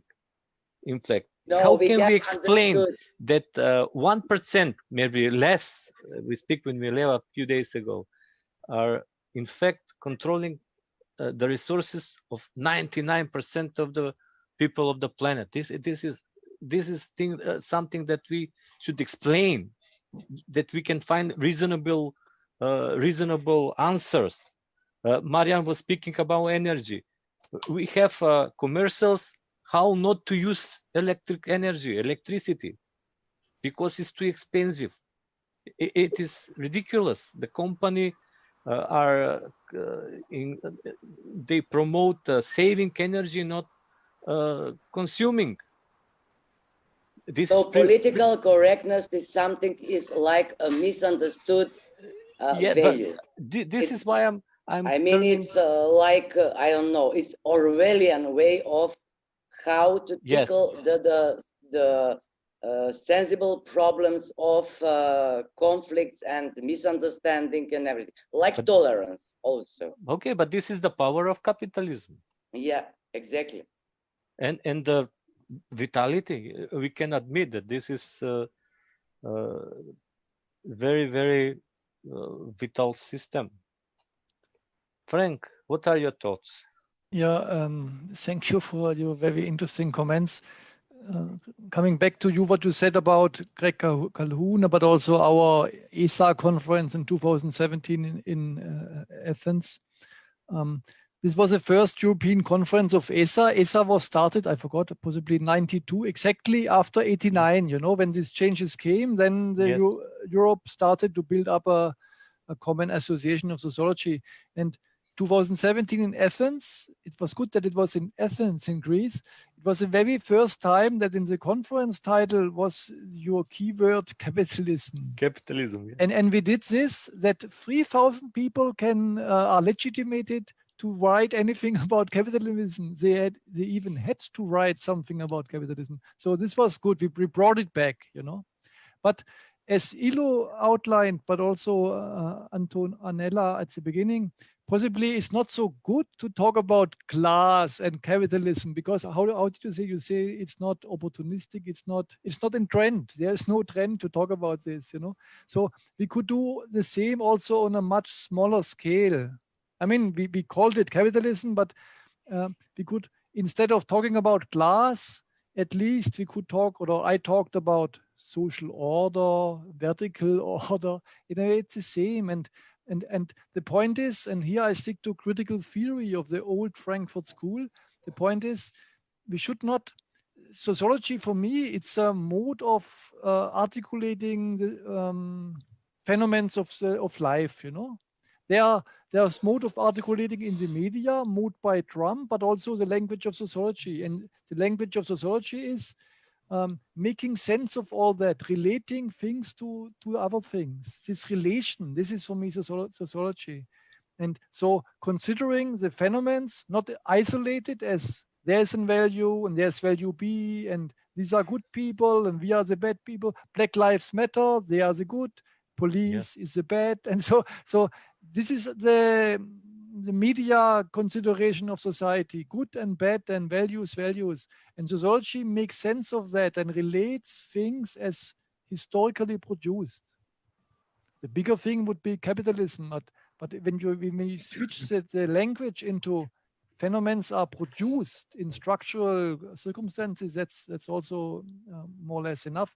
And last, for instance, not just saying, the others are not so good and we should do social order sociology, a self-criticism of sociology.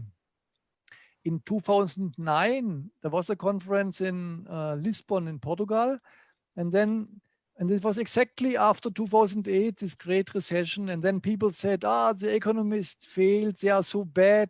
The Queen in England asked them, why didn't you foresee the recession? And they said, oh my God, we forgot, we couldn't see.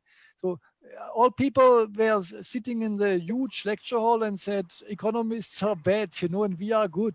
But then person stood up and he said, what are we doing? In very popular sociologies at this time, Tony Giddens and Ulrich Beck, when you read them, and I was also, I also read Beck and used it and Giddens, you know, but when you read them, there is no economy. Economy does not exist. And surprisingly, the American economists like Stiglitz, Krugman, and Milanovic, even neoclassical economists, they brought inequality back to the public discourse. Surprisingly, not sociology. We did not, you know. Although I think now 60 people or 43 people has the same wealth as half of all 7 billion people on the global. So, just bringing back economy as in our analysis, even that is also a good first step. We must not talk about capitalism and replace it at the very beginning, but just talk about the economic problems, economic insecurity, and so on. But probably many of you did this evening, but only I could not listen it. But no, you know, Frank, I'm not fond of using euphemisms. I mean, all of that, competition, economy, production, it's a terminology and concepts that derived from the ideology of capitalism. So we can deconstruct capitalism and contemporary civilization by giving us the opportunity to build a really possible, not impossible and unhuman world. That was my point, exactly. Thank you. Okay. Yeah. And it is very discutable the economic growth. It is, and economists are also commenting that it is not possible that you can base development only on economic growth. It is limited. Our resources are limited. Like Niezgoda was speaking about the energy, and energy is the main element, main pillar of this economic growth, of course. Okay, any question or comments? I have a question for our colleague Matevski, who was the first to speak. He was speaking about the religion and values, and I at the beginning he announced that he will speak about as he named them, the fundamental key religious values and the values that the society needs. I was waiting to hear what are these key fundamental religious values, but I didn't find anything else except the idea of tolerance, religious tolerance. Was this your point, that this is the key element that the religion can bring as a value to the society, or there is something else in the religion itself? Because a religion as a system of beliefs, of values, by itself is fundamentalistic. It doesn't, the idea of tolerance is imposed on religion from outside. It's not religious value at all. Each religion starts with the fundamental belief that the only God, the true belief, they are not tolerant to the others. So that's why I'm asking, was this position, your position, that the tolerance is religious tolerance is the fundamental key value that the religion can bring society, or something else?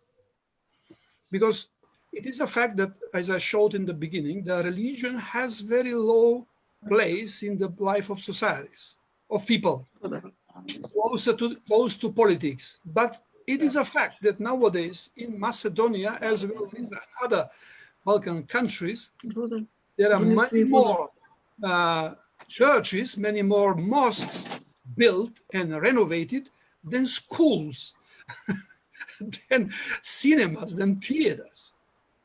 How come this? We are on one side, how to say, and giving less and less importance in our lives for the religion. On the other side, we have much more investments in churches in Skopje, and every corner almost had a church, a new church built, than schools, etc.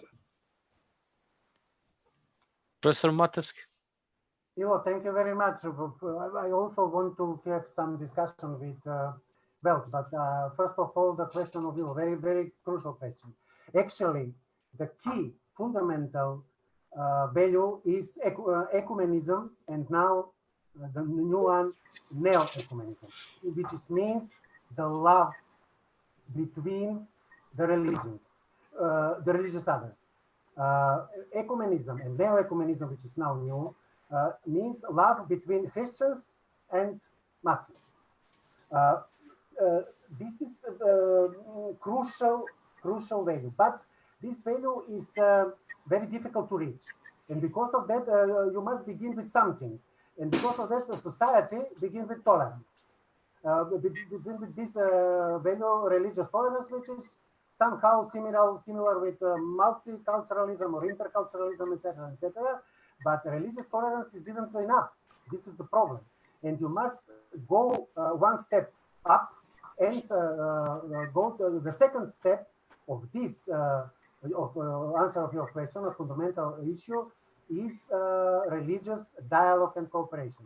The people who are different members of different religions, and especially different religious groups and religious organizations, must go with dialogue and cooperation, and after that go to the step to love each other in Christian or Muslim ways of view. If you see in the holy books, in Bible, in Quran, you never see religious tolerance.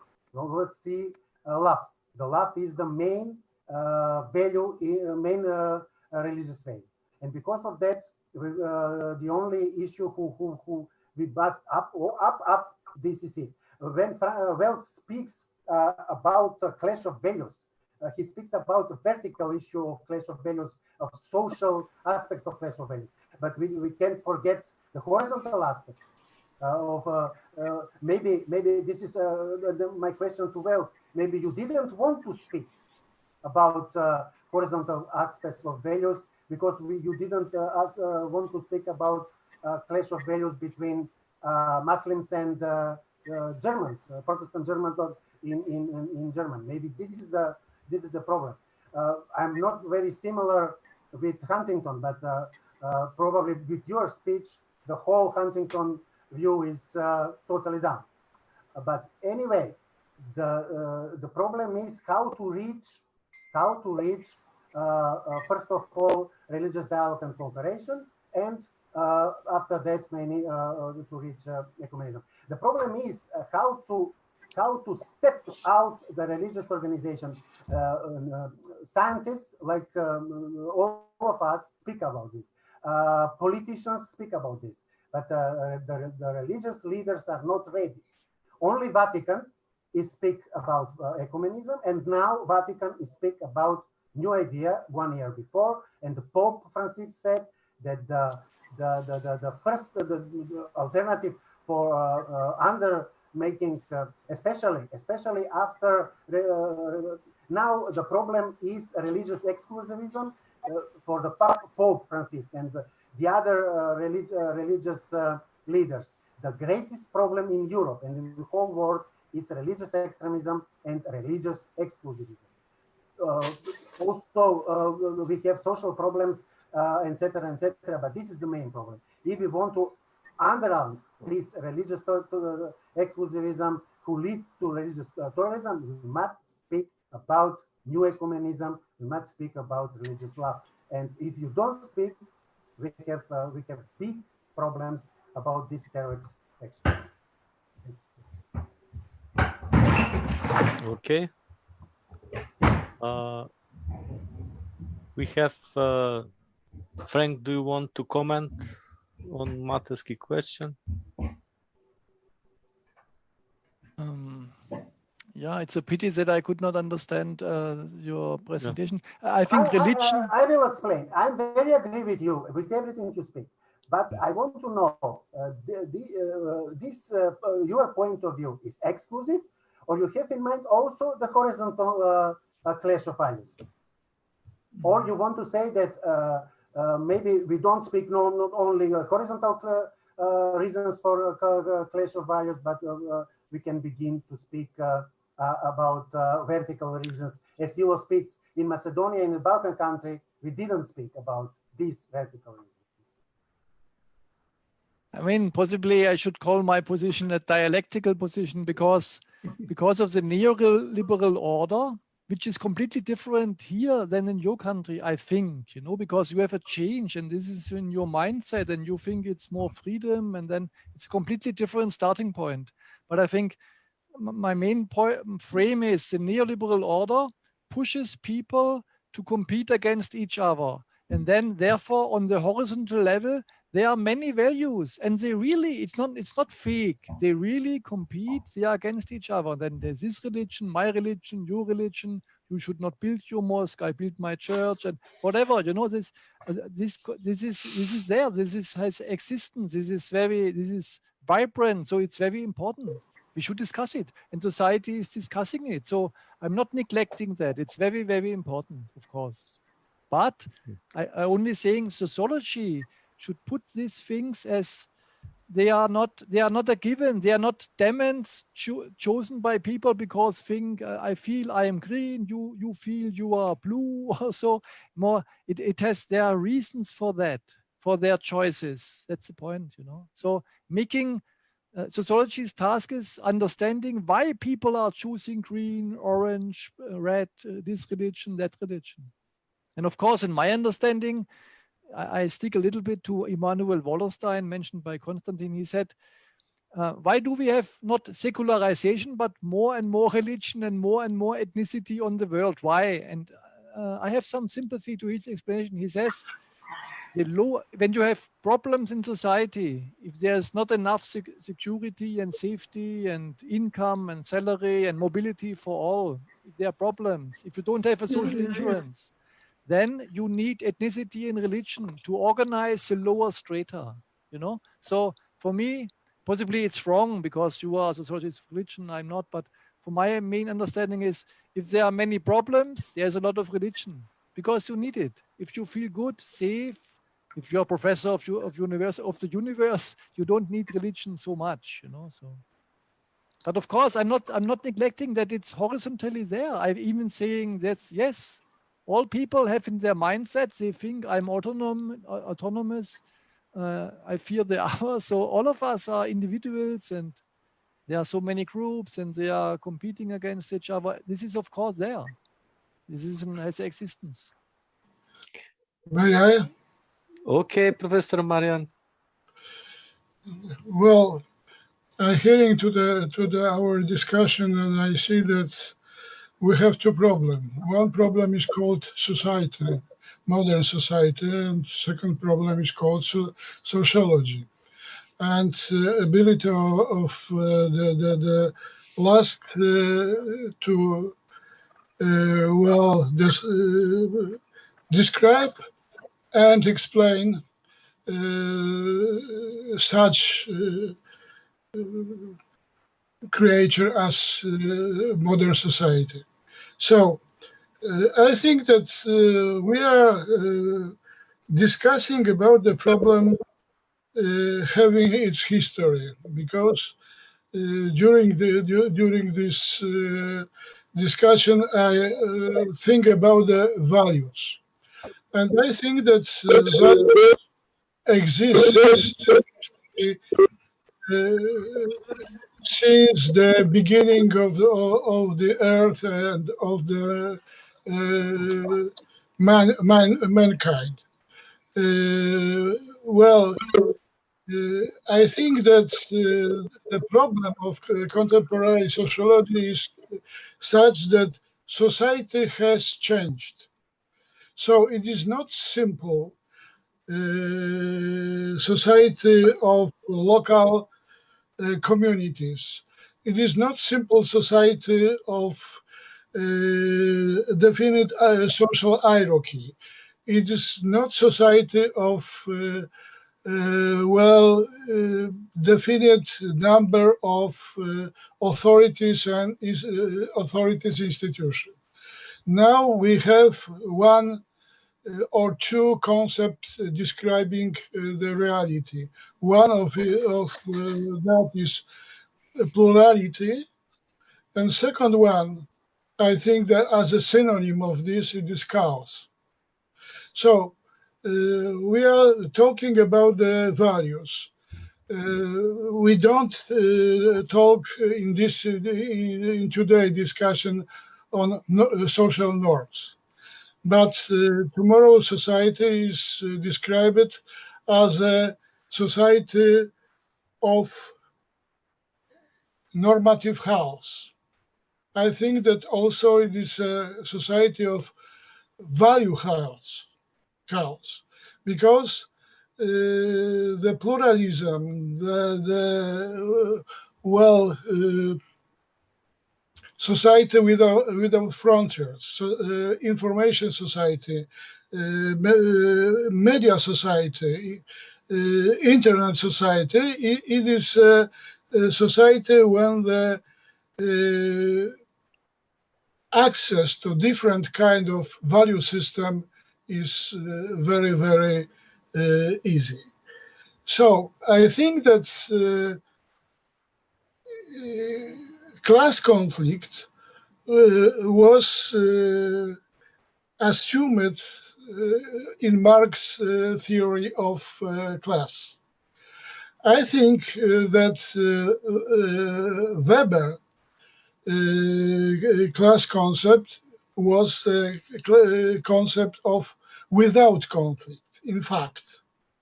So I think that for Weber, the main structure was the estate one, Stand, and it was unrooted in the value systems, of course.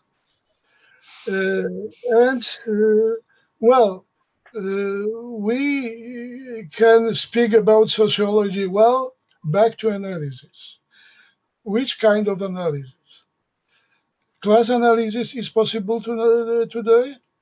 Is social class as existed in the 19th century exists now? I doubt in it. But I think that there are different kind of social inequalities, different kind of social categories, and different kind of, let's say, point of orientations. And this one keep our attention as a socialist, sociologist, keep attention of the political and social activities. With this impact of social sciences in today's science and today's society, we are still trying to describe and explain. And we are not forward, we are back, because the changes in the society are faster than our meaning is changing too. Thank you. Thank you, Professor Niezgoda. Do we have any comments or questions? If we not, can we conclude the session and discussion? Well, I can see that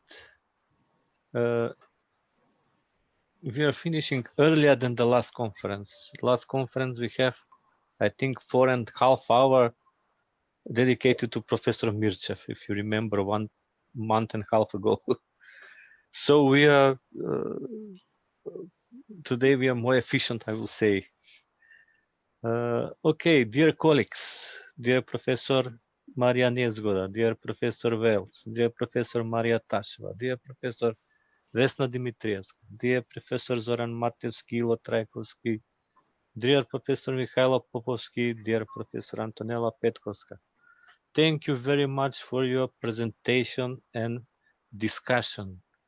We have a very intriguing topic, the sociology and the challenges, value challenges in the contemporary society, deeply connected with the social relations, and it's normally that it affects every aspect of the social life. I hope that we as sociologists will find a way, maybe we'll develop a new kind of sociological imagination to enrich the possibilities for future development of sociology and social life at all.